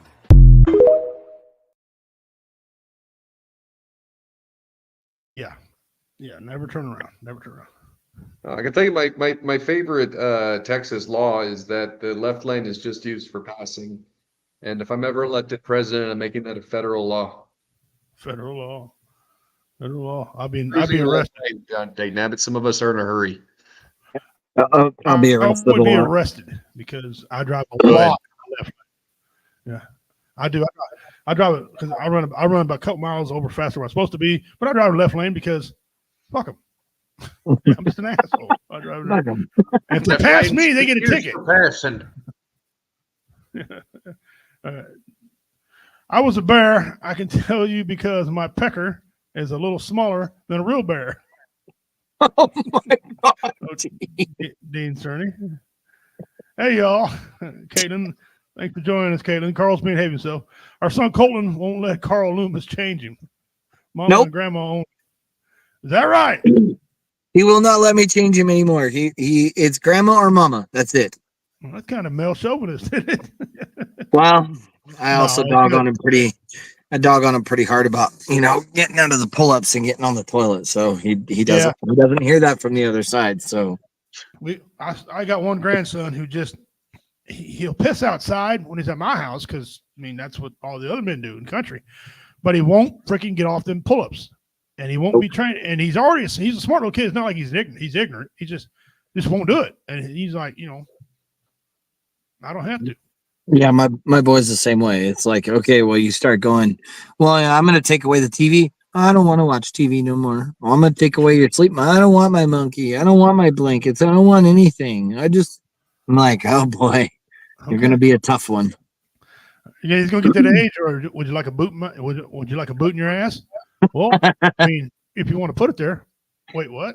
Oh, what? Yeah, how he is. Yeah, they get that way. All right, now we're going to do On This Day in History. It's quite a little segment nobody really cares about, but it's I care, damn it. Add that to the screen. And here we go. On this day in history. Now I get everything here off the History Channel that you see. So if it's something on there, get a hold of them that you just read. I knew the show had been on the air for a while. I didn't realize it started in 1871. Yeah, by God, here we go. On this day in history, October the 8th. Okay.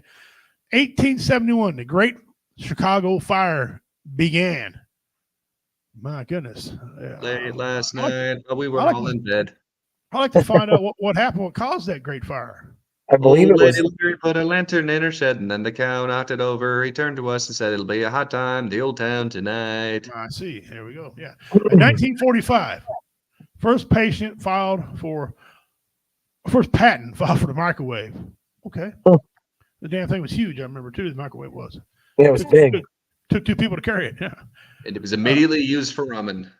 Ramen was invented in 1945 and a half. Yeah. 2004, Kenyan Environment and Human Rights Companion. Oh, here we go. Some dude wins Nobel Peace Prize. Wangari Maathai. There you go. That's close enough. 1956, the New York Yankees. Don Larson pitches only World Series perfect game. Hadn't been done since 1956. That's an incredible feat if you're a baseball fan right there. Right there. 2001, the Office of Homeland Security is founded. Okay, let's move on. 2014, first president in the U.S. diagnosed with Ebola dies. First person. Boy, somebody need to put his glasses on. Anyway, first person in the U.S. diagnosed with Ebola dies. In 2014, they finally died of Ebola. Okay. I think it was a lady who had just gotten back from a different country. I think I remember that. Oh, yeah. I'm pretty sure it was. In 2009, self-help guru sweat lodge ceremony turns deadly. In 2009. We have modern shit by then. Okay. 1957, Jerry Lee Lewis records Great Balls of Fire in Memphis, Tennessee. That was October 8th. Oh, wow. Yeah. I thought it was October 11th. I think it's Columbus Day. October I also 12th. memorized the days that all of Jerry Lee Lewis's albums were released. I see. 1967, Chinganuba captured by Bolivian army. Okay. That's good to know, I guess. I'm not spoiling too much with my comic, but keep following it. There might be a Easter egg there. I see. 1970, communists reject Nixon's peace proposal. That kind of goes without saying. Yeah. Moving on. Yeah. 1871, a massive Fesco fire burns in Wisconsin. A lot of All fires that in the cheese was 1800s, melted. huh? Wow. 1970, one of these long ass names, Alexander Solzhenitsyn, whatever, wins Nobel Peace Prize in Literature. With a name like that, he should have won the damn Nobel Peace Prize in Literature. Spelling that damn thing should have won it for him, yeah. 1918, U.S. soldier Alvin York displays heroics at Argonne. Sergeant York. Sergeant York. There you go. Heroics, buddies. All right, ladies and gentlemen, that's what happened on this day, October the 8th, in history. We report, you decide. And now we're going to do one of my favorite segments. It's a kind of a somber one. I don't say it favorite as in disrespectful, but y'all know what I mean. We're going to do missing persons now. And if guys, if you see these, I'm sure the family would love some help finding. Today we have a little girl on her today. Her name's Crystal Ann Timich. I apologize to the family if I pronounce the name wrong. I got brain damage and a redneck. So there you go. Here's a photo of what she looks like. There's a enhanced. By the way, I like these enhanced photos as kind of guess. I'm just curious to see how close they are. You know what I'm saying? How close to accurate they are. Guess we find a couple of them. We'll know, won't we? Right. Date of birth used September 23rd, 1987. Birthplace Los Angeles, California. Hair blonde, eyes hazel. Height 4 foot at the time of her disappearance. Her weight was 60 pounds at the time of her disappearance. She's a female and she's white. Details. On January 30th, 1994, 6-year-old Crystal Ann was playing near her residence in South Los Angeles with her 3 older brothers. She was last seen picking peaches from the neighbor's tree. Before disappearing sometime between 2 and 5 p.m., she was last seen wearing a pink t-shirt, shorts with a floral print, and tennis shoes with a picture of a mermaid. And that's pretty distinctive, guys, right there. I'll read that again for it again. She's wearing a pink t-shirt, shorts with a floral print, and tennis shoes with a picture of a mermaid. Think back. If you have any information concerning this person's, please contact your local FBI office or your nearest American embassy or consulate. Field offices out of Los Angeles. And like always, if you don't want to leave your name, you can submit an anonymous tip online. One more time, guys. Take a look at this. There's before. Here's what she might look like now, or maybe something similar. If you know anything, I'm sure the family would love some help finding their loved one. I'm sure they're busted up, brokenhearted. Any help would be appreciated. All right, we got that done. Now we'll go back here to Carl Loomis. Hey, y'all. Carl Loomis is awesome. That's Caitlin, dumbass. I read that. That's my wife now. Yeah, it's your wife, moron. You got married. Yeah, sorry about that. I'm sure it wasn't used for chocolate chip cookies. Right, Richie? No. I think it's the microwave. Yeah, the microwave. I got a true story about me putting cookies in the microwave, raw cookie doughs, before you can do it. You can do it now. But I had one of the microwaves you couldn't, and I didn't know that you couldn't put cookies in the microwave. I learned real quick. Did anybody else put an egg in the microwave as a kid and then learn what happens? Like an egg in a shell. No, never did that. I always cracked and put them in there and cook them like that. Figuring stuff out, like what happens if I do this, and then it turns into a bomb. No, I never did that. I was always taught you can't put forks, you can't put spoons, you can't put aluminum foil. I learned the metal rule the hard way. We had but this is so stupid. It was a coffee cup because I was a kid and I was making hot chocolate. It was one of those, like, you mix in the water, you put it in the microwave, but Right. the coffee cup had a metallic ring on the top. Oh, Watch him do the lightning dance in the freaking microwave. And as a kid, I was like, "What's going on?" My mom's like, "Don't put that one in the microwave." Like, why would that be a coffee cup? Yeah. no shit. Yeah. See, there you go. Your problem solver. You're an ideal boy at the time. You had ideas. Yeah. CDs. Put a CD in the microwave for 5 Yeah. seconds and find out what happens. Definitely did No. that. Yeah, Yeah, definitely. nobody told me you couldn't put cookies in the fucking microwave. And $52,000 later, I learned. $52,000. Yeah, because my wife took advantage of the situation, got her a new kitchen, new laundry room, siding on the house, and some windows. Heck yeah. 52, and I wasn't in a position to negotiate because I had nothing to negotiate with. And I was like, "Oh shit, I'm gonna lose this battle." What's my argument point here? None. I didn't have. Her walls smell like burnt ass. Okay, you'll get the smell out of the walls. There weren't enough kills in the world to kill that place. Yeah, I was in trouble. I just had to accept it because I was stupid. But now I learned. I know now.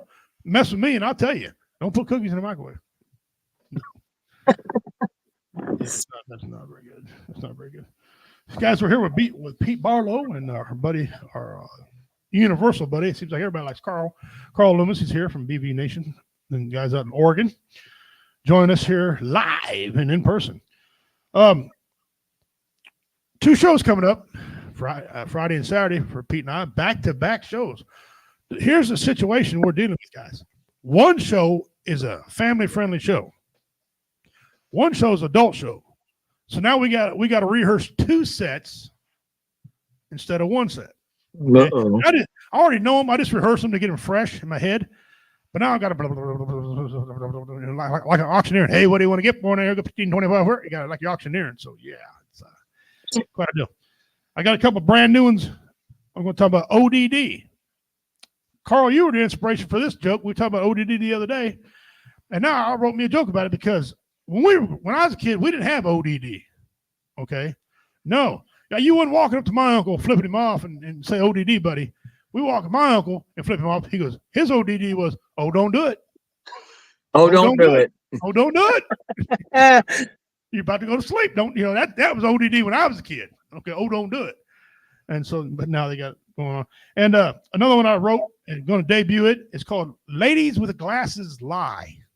Okay. I don't know why women come out thinking they need glasses. No, bitches, you see everything. Okay, you see everything. Don't tell me you need glasses. All right. For example, mothers could sit at the kitchen table, look through 2 walls, a hallway, and through a bedroom door, and see their kids doing wrong. Okay. Don't tell me they can't, because I've seen them happen. Okay. They don't need glasses. Also, a woman could sit inside of a public building, look across the street through oncoming traffic, and see who her husband is talking to another woman. Pulls her glasses down. Who's he talking to? Oh, it's his sister. Okay. Puts her glasses on like she needs glasses. Well, the jig's up, ladies. You're liars. Okay. You're the biggest liars of all. You lie more than men do. You're liars. Women don't need no damn glasses. They see everything. Right. And another thing, they spent all that money on the first Trump assassination guy to get in his phone. They wasted money. All you got to do is get some random woman, tell him that he's a dirtbag, he's a lying, no good cheater.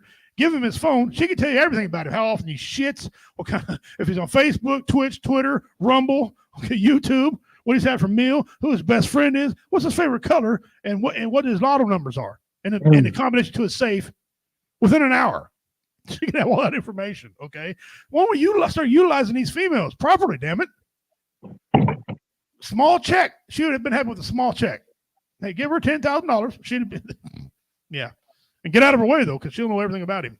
So we're not utilizing our resources correctly. FBI told an ex of mine I was going to give her a shovel for Christmas one year because she loved digging up the past.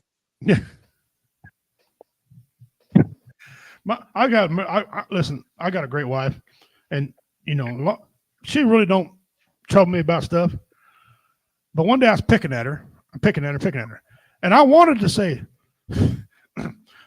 "Bitch, make me a sandwich." But I don't talk. We're old heads. We're old Generation X. I don't talk to my wife like that.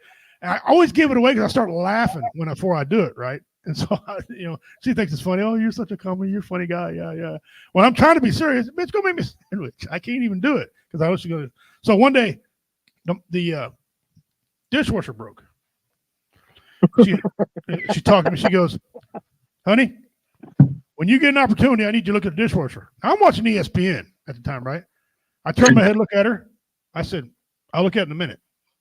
Turned around, looked at the TV. She said, "Apparently he didn't hear me." She got 10 feet closer. She said, "Honey, when you get a minute, I need you to look at the dishwasher. It's broken and it won't work." I looked at her, looked back at the TV. Finally, she got within 10 feet of me. She says, "Honey, I need you to look at the dishwasher. It's broken and it won't work." I turned to look at her and said, "I just looked at you 3 times. You're not broke, you're just lazy." The next thing I remember, I had this loud ringing in my ear. Okay? Big old purple stain, not a mark, a stain, a purple stain on my fucking forehead. And if you look real close, it said Wagner. Okay. I looked on the floor and there's a Wagner frying pan laying there on the floor. Okay. So now I call that joke the Wagner disease. That's what happens to men who run their mouth to their wife. They get a disease. It's called a Wagner disease. Tell you what, I'm glad Caitlin didn't have a freaking pan next to her a couple days ago. She got after me about something with a knife in her hand. I grabbed a loaf of bread, put it in front of her, and put some lunch meat in front of her. And boy, I hightailed it out the door. So you can do it when you're married. You're married because you know how each other would react, right? But yeah. These women who, these feminists. Oh boy, you'd have been all over Facebook. They'd have called you all kind of names. Yeah, airing you out. Meanwhile, I'd have been laughing. My whole time. I told her I had some really bad, women jokes, and one of them was I asked her how big her feet was. Mm-hmm. She goes, "Why is that?" And I said, "Because then I can know how close to the kitchen sink you stand." Yeah. My grandpa said that to my grandma one time, and the next thing you know, I heard the dinner bell. It was actually a frying pan. Yeah, you thought it was a dinner bill. Yeah, I thought it was. They're all hungry and shit. Yeah. Yeah. No, I love my wife. We don't treat each other like that. But once in a while, it's fun to stretch out like that and see what happened. And that's where it goes. We just get after it once in a while and make my wife jokes looks about at me. each other. She looks at me. She goes, "Listen, I know you're an MMA fighter and a Marine. I know you're a bad man, but you go to sleep, motherfucker. Yes, I do. I do. I sleep. Yes. Yeah, I know where you sleep, don't I? Yeah. Okay. Okay. Keep playing. I was teaching one of my sons. This is true as shit. I was teaching one of my sons how to shoot a gun and be safe. Not to mention just shoot it, but how to properly put the safety on all that, right? And he was doing pretty well shooting. Wife Shelly comes out, says, "How's he doing?" I said, "What do you know about it? You don't know nothing about no gun." I said, "Look, this is a sight, this is a trigger, this is a buttstock." She snatched it out of my hand and put 2 in the black. You can lay a dime over her shot. A dime over her shot. Oof. She threw the gun back to me. She said, "Any questions?" I said, "No, ma'am. Not one. Not one. Not one question." Okay. So that pretty well told me everything. That was words without words right there. You understand what I'm saying? Mhm. She told me a lot by saying a little. I remember that too. And she can shoot, and she ain't afraid to. So, yeah. About that. Gene Stearns, I'll put it back up again. He said, "I gave mine a Rolodex so she can organize the bullshit she makes up about me."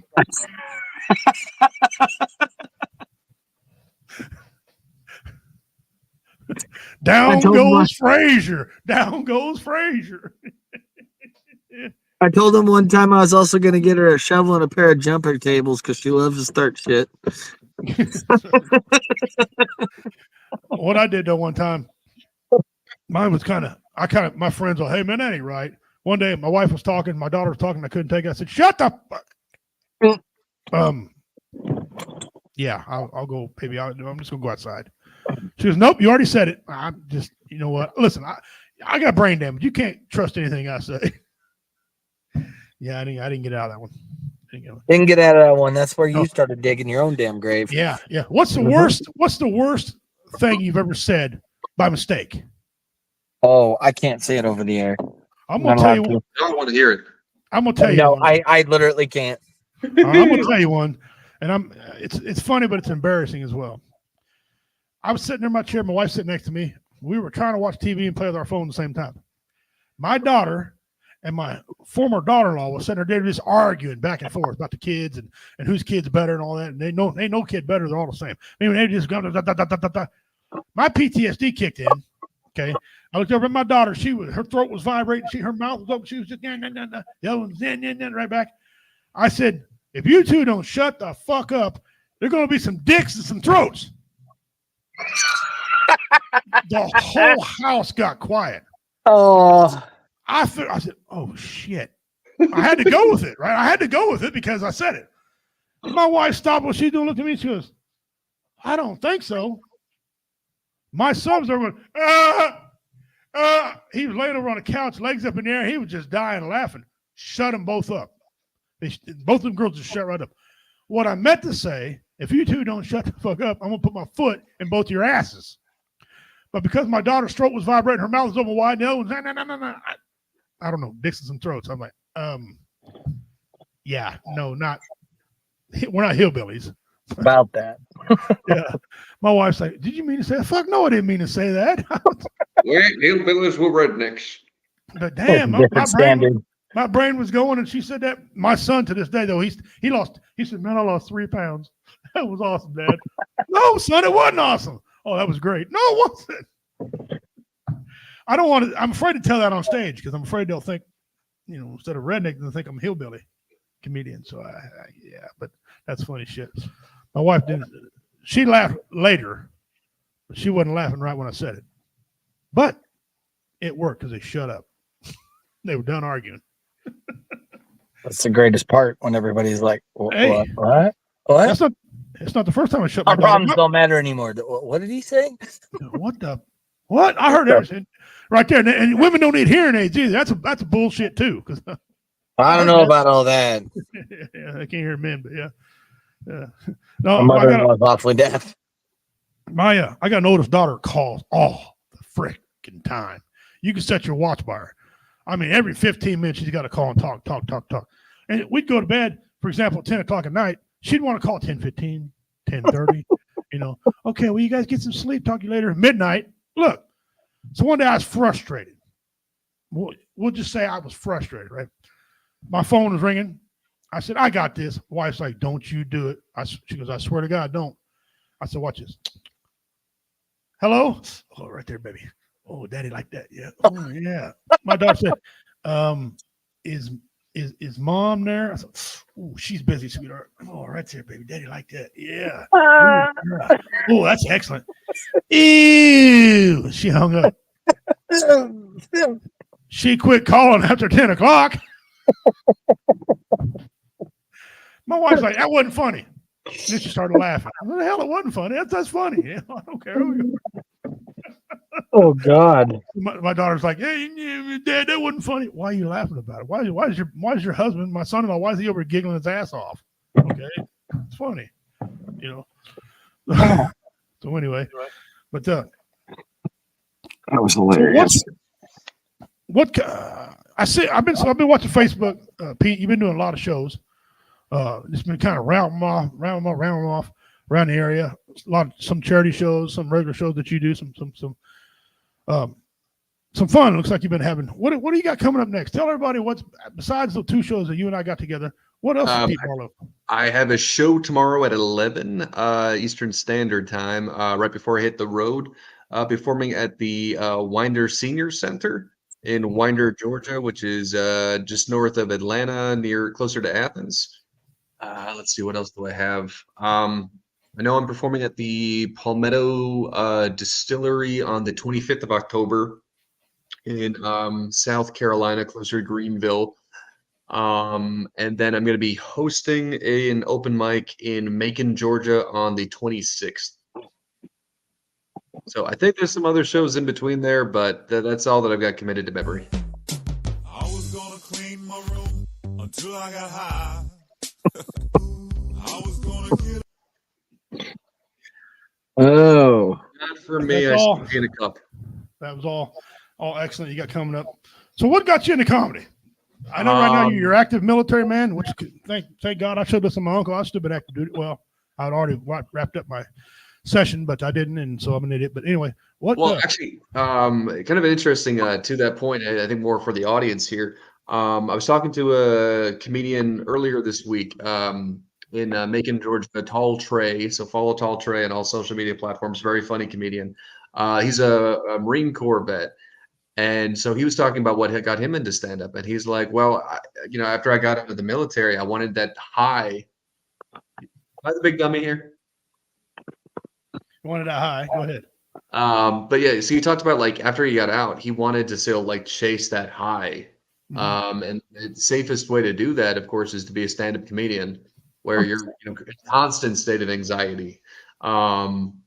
And it's like, I never really thought about it that way, but I think there's something to be said about like, just that, like chasing that dopamine spike, the roller coaster that is doing stand-up comedy. And the fact that, as we pointed out earlier, there's a lot of veterans who do stand-up comedy. And it's like, is that why we do it? Because we want that adrenaline rush, but we also want the low stake adrenaline rush, as we get older. But to answer your question more succinctly, I got into stand-up comedy because I've just always wanted to. As a kid, I mean, like I've said this on the 100 podcast, probably yours too. Growing up, like I watched Comedy Central for the same reason most kids watched ESPN. It's just like this combination of just like admiration and aspiration. And I always said like, well, you'll never be able to do that. No one finds you funny. And then magically somehow I just got funny. I don't know. Hopefully I'm there. Yeah. It was one of those, like, I was the least funny kid. Like I was never the class clown. I was always shy and awkward. And I'm still shy and awkward, but I think I've just become more self-aware about it. Nice. Well, we kind of got the same thing going on, except I've been funny when I come out of the crotch. My first fight was with a cockroach. Okay. So I've been funny all my life. But I was married the first time, and my first wife told me, you're not funny. Nobody likes you. Don't do it. It kind of killed my dream. But I started out really doing it around 15 years old. I memorized Eddie Murphy's CDs. Okay. And I would do yard shows. Y'all know what them are? They act like they invented them during COVID, but then COVID didn't invent that shit. I was doing that stuff a long time ago. Bands that would play in the yard for the neighbors and all that stuff. I was doing yard shows, and I was killing it. And I was already doing impressions. I started doing impressions at 8 years old. And one of my main impressions I do is Donald Duck. I kill it. I could read, sing, rap. I could read medicine off a medicine bottle in his voice. Okay. And I learned how to do it when I was 8 years old. And it took me a while to learn it. But how I know I got successful was this. I lived in Des Moines, Iowa at the time. And now you're going to figure out how old I am. But when I used to go to the movies over there, they used to show full matinee movies. They'd show cartoons before the movie. Okay. And we got to watch Walt Disney do everything. Then we got to watch the movie. Right. And so I went one day and I had Mickey Mouse and Donald Duck and they had all talking. I was sitting over on the side. Okay. And I got to sit down. I got my little juice box, my little snack, or actually, I was a juice bottle. Okay. And I was sitting there and I'm drinking that. And the lights went dark. And this old man was walking around watching us. He had one of the big old black mag flashlights. You know what I'm talking about? The beam wasn't very good, no matter how many batteries you put in the damn thing. But it was good enough, right? And so they got to a certain part. I started cussing. You know, I think, and he'd say, "Stop! There's kids in here, man. Put in the PG one. What are you doing?" The guy hollered down, "That is the PG one." He said, "Donald Duck just cussed." "No, he didn't. That's PG because I heard Donald Duck cuss." He goes, "Maybe you need to get your ears checked. Donald Duck didn't cuss. He doesn't cuss." So they started running again, and I let it go for a minute, and I come over the side again. I go, "Stop! Did you hear that? Rewind it." He rewinded it, and Donald Duck would say something else totally. This old man was getting mad. He was getting furious because he knows what he heard, but he couldn't catch him. But he swore it was Donald Duck. And so he got to walk around. Well, I went to the well one too many times. I stood up and I went to do it. And just when I did, he turned the flashlight and shined right on me and caught me. Shit. Come here. Oh, man, I'm in trouble. He goes, "You take your little afro ass home before I'll call your mother and tell her to come get you." I said, "Okay. Come here." "That was a good job, little man. I thought it was a real deal. You're good. You're good." Cha-ching. The light come on. If I can make adults smile and happy, you know, instead of being home and getting abused in an abusive household, wow. So I started doing that. And then when I was doing the Marine Corps, and everybody's like, "How the hell are you doing that? Do it again." And so I did other cartoon characters. The light comes on again. I'm like, "You know what? Let me try this." And so I started doing it. And my first wife, it didn't work out. I quit for a while. And it's getting sad. I just wasn't doing nothing, you know. And my wife Shelly, she goes, "Well, hey, what's stopping you from doing it now? Do it again. You're funny. Go make everybody laugh." So I seen Jeff Onyx he's up in front of Walmart one time, and I was talking to him. He goes, "Man, you're funny, dude. Why don't you come try out for us?" So I tried out for a Comedy Vets, and next thing you know, I've been with him long enough now. I'm a district commander with him, and I'm the head booker, and I do all kind of jokes and magic, and I do a wide range of everything. I play a harmonica. So anything to entertain people, make them smile. That's what I'm about. That's what Comedy Vets is about. And you're gonna be part of it this weekend. You're gonna experience it this weekend. You're gonna see the first show. We don't have to do much. We just got to show up, set up a merch table, and perform. The second show, I got to show up, set up a merch table, set up the lights, set up the speakers, because that's all me. That's a redneck pimping production there. That's how we do it. And so yeah, it's gonna be a great time. And I'm just I'm glad we got comedy, because in this day and age, you got to laugh. Oh, yeah. Got to have something to laugh about. And some of my comedy is dark comedy. I mean, I find things funny. That's not funny. Oh, yes, it is. Yes, it is. Like a train wreck, for example. I'm thinking, who's the dumbass that did that? I'm laughing. Someone might have got killed. I'm not laughing at them. I'm laughing at the situation. I feel bad for them. I don't feel bad for the idiot driving the train. He probably never fucking whacking one off, smoking some Jesus lettuce, rubbing one off. And my wife's like, "You think weird." I do, baby. Pimp, did you ever see if you're going to do a live broadcast on that or not? I can't. Nah. I can't. Well, I might do. I'm thinking about doing it through my phone and maybe do like a segment. I'll talk to the comedians and see if maybe like we'll give them a code where they do like one joke, maybe do one joke from them. Because I'd like to hear some of Pete Barlow's live, but you know what? I'm gonna hear him live. I'm gonna be right. I've got a set that I've been rehearsing for Saturday. Friday is going to be fun, especially since it's clean. It's like I may just take inspiration for you, do some impersonations. I don't know, figure something out. Yeah, I'm an uncle, so hopefully it's just like second nature. Yeah. Well, see, you're the uncle. His life. The uncle's the funniest guy in the family. I don't care who you are. It's the best job in the world. My uncle, he had stage fright. So he wouldn't perform before 5-10 people. The funniest man alive, he had stage fright, so he passed all the comedy knowledge on to me. And what a great man. That was funny as hell. And I got a lot of stories about him. But these are a little more adult And some people want to hear about him because he was a special kind of guy in a special way. Okay. I mean, you know, I don't know if you can see what I'm talking about, but he was a special guy. Okay. And yeah, he utilized that thing a lot. So there's a lot of material about that, which is funny. But gonna be glad to have you, man. It's gonna be glad to have you up there. So excited. This is one of the bigger gigs I've ever gotten. I'm telling you, like it's like I get to cross a new state off my bucket list of performing in. Yeah. No, that's great. That's great. I started doing. First of all, I don't like the state of Kansas. I used to hate it. I'm like, Kansas sucks. I root against them all the time. Well, I got over there one time, and Overland Park, Kansas, performed at a place called Clint's Comedy Stop. No longer there now. Sad to see the guy died, and his son didn't want to take it over. Made a restaurant out of it. Anyway, right? Guys were driving all just to see me, and they were clapping, having a good time. Had a large clan of Hindu. I didn't know Hindu loved me, but they were in there. Redneck pimp, redneck. I mean, it was funny, and they bought $300 worth of merch. I'm like, woo! I love Hindus, yeah, you know. And so I performed there, and I came back across the line thinking that was interesting. I go back again to Topeka.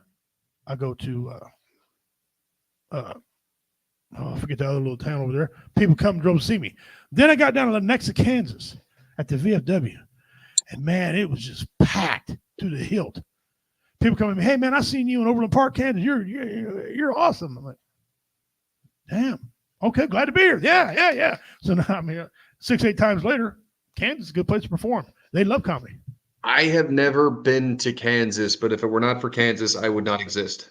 Yeah, well, there you go. Because my parents met there in grad school, so I've like it's just sort of like, oh, there's just this one state I've never been to. But again, if it weren't for that, there'd be no me. Right. Here's a piece of nugget for y'all. Interesting fact. Remember the Kansas Jayhawk and the Missouri Tigers border war they used to have when they were both in the same conference, right? Well, when they left, they're like, well, the no more border war. Wouldn't that be no more we won't remember each other. Here's the problem. They're wrong.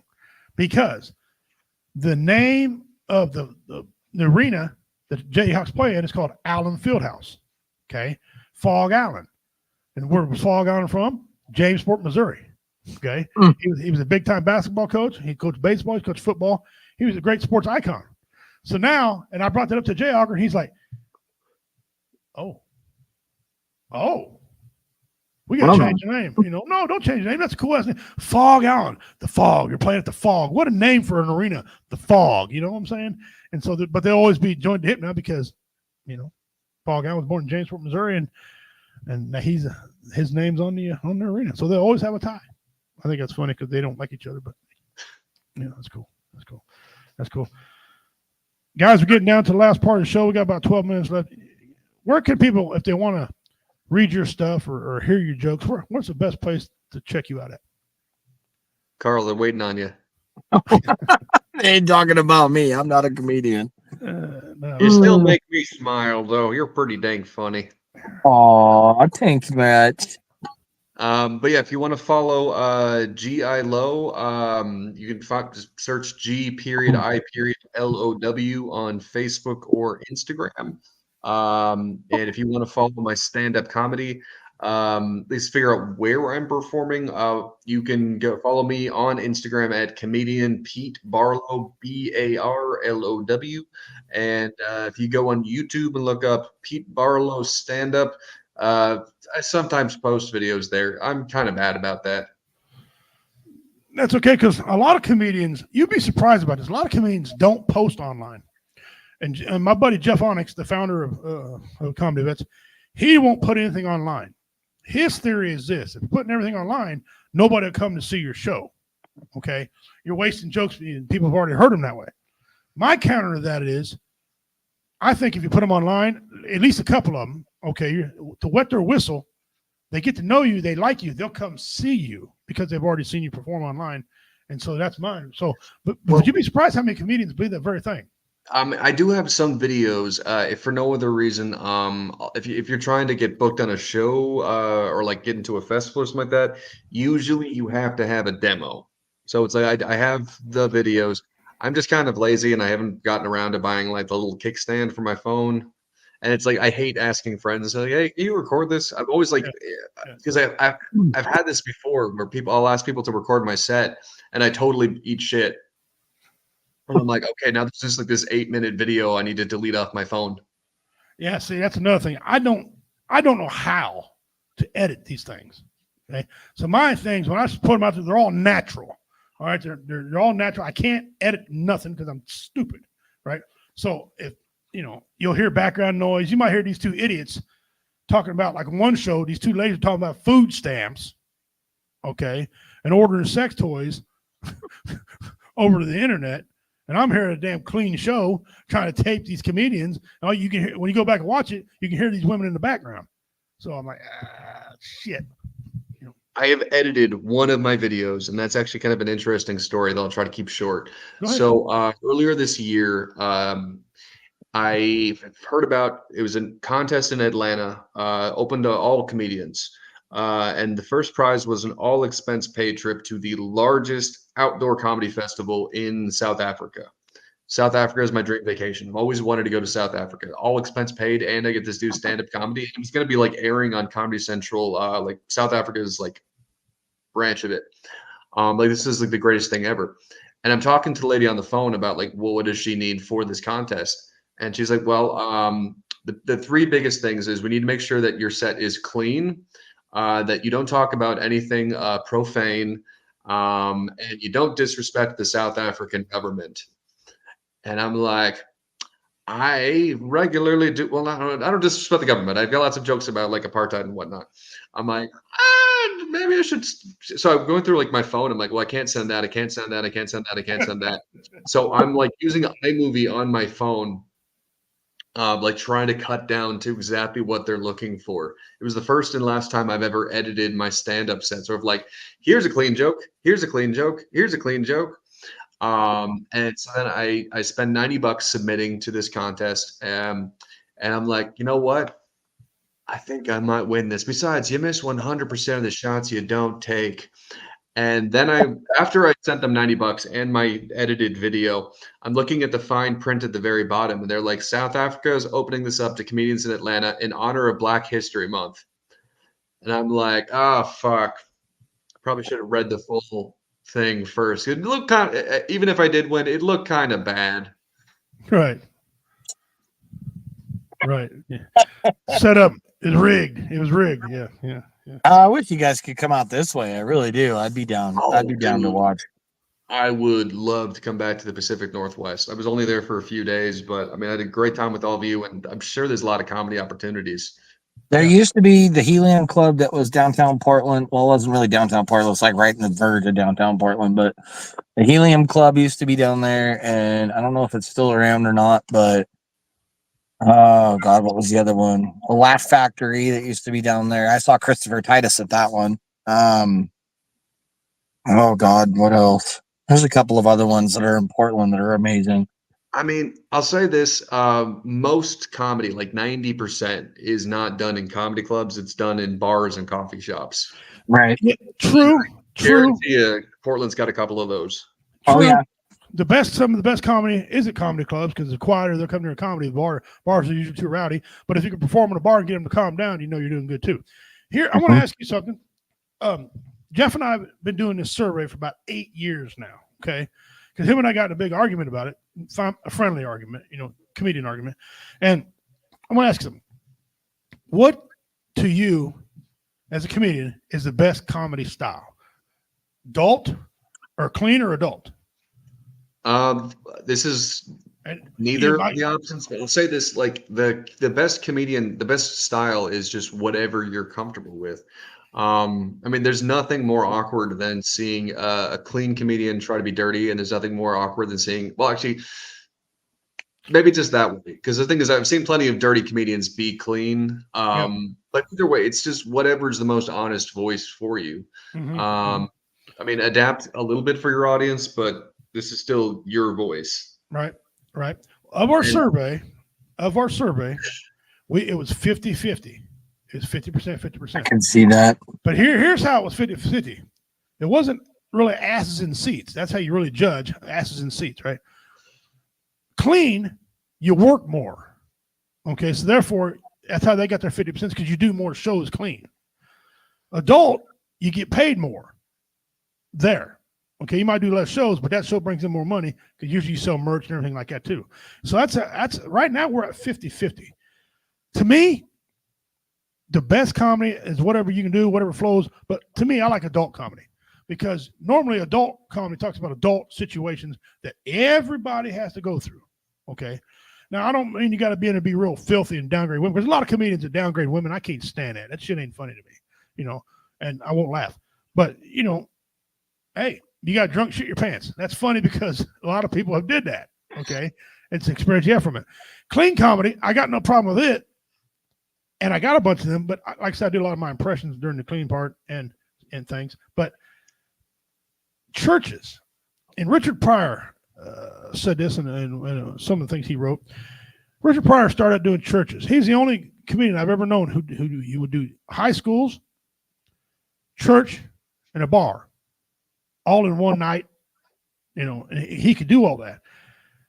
But his best stuff was adult comedy. It really was. Most of your mainstream guys, their best stuff is adult.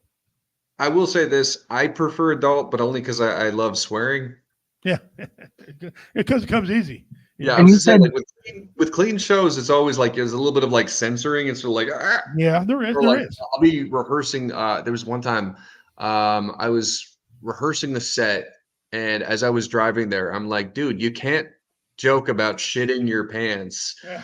So I was like, and I pooped my pants. But then I was also like, yeah, but you also have a joke about like testicles. It's like, right. Right. I don't know. Carl remembers this story, but I was doing a show and I advertised adult show. Okay. It was adult show. I advertised it. The lady apparently couldn't freaking read. But anyway, I got a joke about cell phone. And one of my comments on the cell phone is Boar's penis. Okay. I said that. This lady got offended after the show. 300 people loved it, clapped, thought the joke was funny. She said the whole time was mean mugging me. Okay. I knew she was upset, but I really didn't care because everybody else was happy with it. She wasn't, so what? But she came to me afterwards. She goes, hey, I didn't like that part of that joke. I said, what part didn't you like? The penis. You didn't like to hear the word penis? No. I was talking the whole, you didn't mind the other part of the joke, the innuendo, right? About, Catholic preachers diddling kids, but you didn't mind that part, but you want to hear the word penis? No, that's offensive. I said 50% of the population got one. It says penis in the Bible. She said, yeah, but you could have said hoo-hoo. No, the joke wasn't saying hoo-hoo or dingus or anything like that. I had to write the joke the way, because it was a true story. So I had to say the way it was, or it would have made damn sense. I said, lady, this is an adult show. You need to see the flyer? Well, I did, but what? It was only the word penis, for Christ's sake. We could argue if that's clean or dirty, but I mean, it's one of them borderline words. She was so damn mad. She wanted money. You should have just called her a cocksucker and walked away. She goes, I'll never be back to one of your filthy shows. Filthy show? Let me tell you about my uncle's got a 15-inch dick. Let me tell you some filth. I'll tell you about it. Okay? You want to hear some show about horses? Come on, I'll talk about him. But my wife's like, hoo-hoo. My wife's like, 15-inch hoo-hoo. Yeah, hoo-hoo. He comes from a family of donkeys. Shut up, woman. Come on. You come to an adult comedy show. Shut up. And you gonna get mad over a penis? Really? Jesus said penis. I mean, come on. Whatever. It's a medical term. I mean, yeah. So anyway, I love that. That's how we're wrapping up the show. Jesus said penis. Thou shalt cut your. I better quit because I'm not a Bible scholar and I'll mess that up. And then my pastor friend will call me. That's not how it went. I'm sorry. Okay, you're right. You're right. I need you to come down and write 10 Bible verses. What am I, a fucking kid? What do you say? No, what am I, a child? I'm not writing no Bible verses. Yeah, no, just kidding. We shouldn't. I'm Pastor Nelson. I love you, brother. You're all right. Guys, it's coming down about the time and the time of year. I know this time of year is vote for me, vote for me, vote for me. Every 4 years we get this. But not only in some states it's the president, in some states you got the governor, the Senate, and the president going on. Like here in the state of Missouri, you can't go anywhere without seeing a sign. Vote for Joe Blow Schmuckatelli. Lower the price of eggs. Whatever. It's just You're going to see it. November 4th. Utilize your God-given right to vote. I can't vote for you. Don't want to vote for you. And I'm not going to tell you you're going to vote. Y'all know where I'm voting. I'm voting Donald Trump. If you don't want to vote Trump, that's your business. I'm not going to come burn your house down, tip your car over. Partially because I'm lazy. Okay. You don't know that shit. Okay. There's a punchline in there. But you can, Carl News coming, but you can go vote for who you want to. I don't care. But get out and vote. Because if you don't vote, I don't want to hear you on here whining, this guy sucks or this girl sucks or what. Wait a minute. She does technically suck. Ask Willie. Anyway, so I don't want to, don't be complaining if you don't vote. Go stand in line, get your vote sticker and vote. Okay. And it's coming up at your civic duty to do that. It's got more than just the president's race. You got the governors, like I said before, vote. Your local stuff. Hell, there's bonds, there's issues that need to be passed. Go vote. Get out and do that. Get out of the house, man. Stretch yourself out. Vote. It's coming. When you vote, it's over. You can actually watch TV and get some real stupid commercials.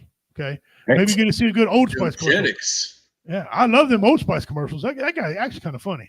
Did you use all the Old Spice? Oops. That's funny. That's good quality entertainment. So you guys get out and do that. Pete and I, we're going to try to make people laugh. We're going to make the masses laugh Friday and Saturday. I hope we get a lot of people, but if one shows up, the show's going on. If 1,000 show up, we'll get some more chairs from somewhere. The show's going on. Okay. So just come and have a good time and enjoy everybody. Carl, you want to give us a closing thoughts, brother? We used to say it all the time. It's that time of the year now where you get out of your heads and get outside, enjoy the creations that are before you. And it's also a hard time for some of you guys with families and don't have families or have lost loved ones and stuff like that.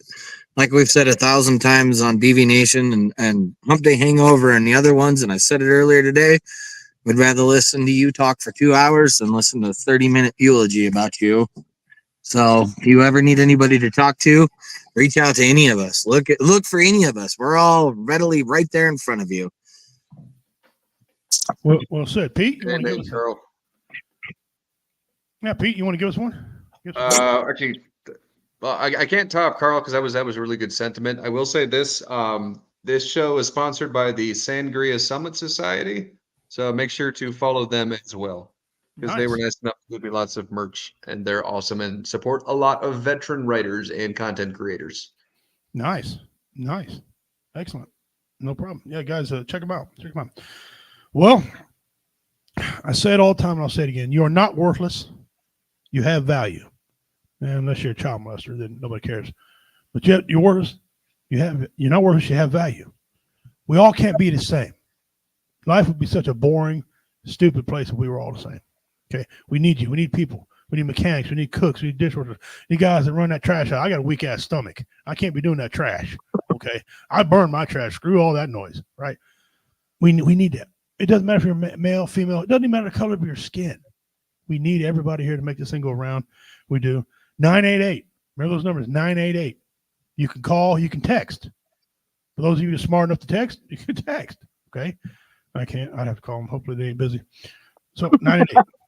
I want to say a big congratulations to Dean Cerny. Brother, keep it going. Yeah. Good job, brother. Keep it going. Man. Soon there won't be how many days he's sing. Soon it'll just be normal to him. It'll be normal to him, right? What's fascinating me about Dean is he didn't have to go somewhere to get some help. And there's nothing wrong with that, but he didn't have to go nowhere to get some help. He just decided one day, you know what? I don't want to drink no more. Yep. Damn. Only one other man did that I know. He was a World War II veteran. He was a tech sergeant. He was named Bob King, my grandfather. He smoked for 47 years. My goodness. He smoked rot gut. I mean, the old roll your own red man, and he chewed. He decided one day he didn't want to do it. He said he got emphysema. They said it's going to kill you. He said, nope, I'm done. He quit smoking. 40 years, quit cold turkey. No withdrawals, no pipe, nothing anymore. Dean, you're an inspiration like that, brother. God bless you, man. You know what? Thank you for that because you show other people.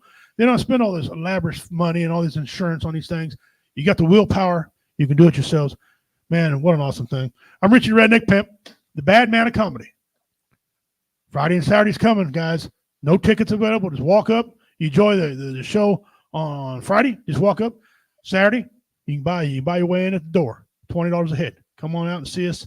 Man, we love you guys. Dean, he says, thanks, fellas. No, thank you, brother. Thank you for living a lot longer and taking care of yourself so you can be around for us and help us out. In the end, they could be only one. That's what the elections are about. There's going to be one. Okay?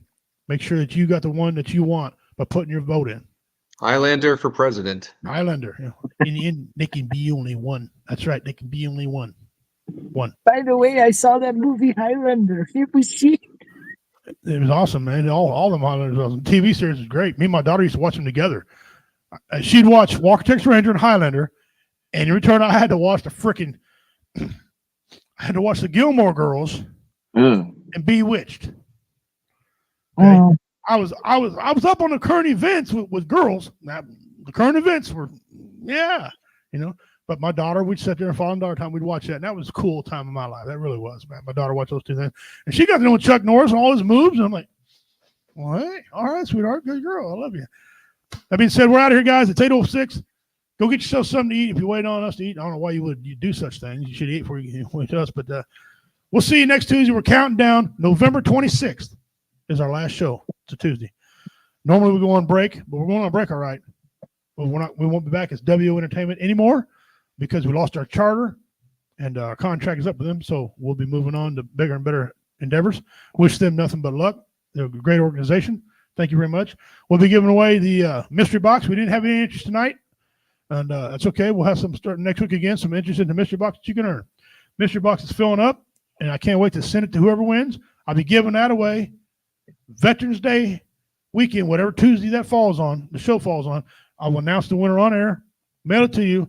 I ask you to send a video of you opening it to show the contents off of what you got. All right. That being said, I'm fixing to get out of here. Guys, don't go nowhere. I want to talk to you real quick. You guys take care of yourselves and each other. Have your pet spayed or neutered. Got it? No question. All right, guys. Richie King, we're out.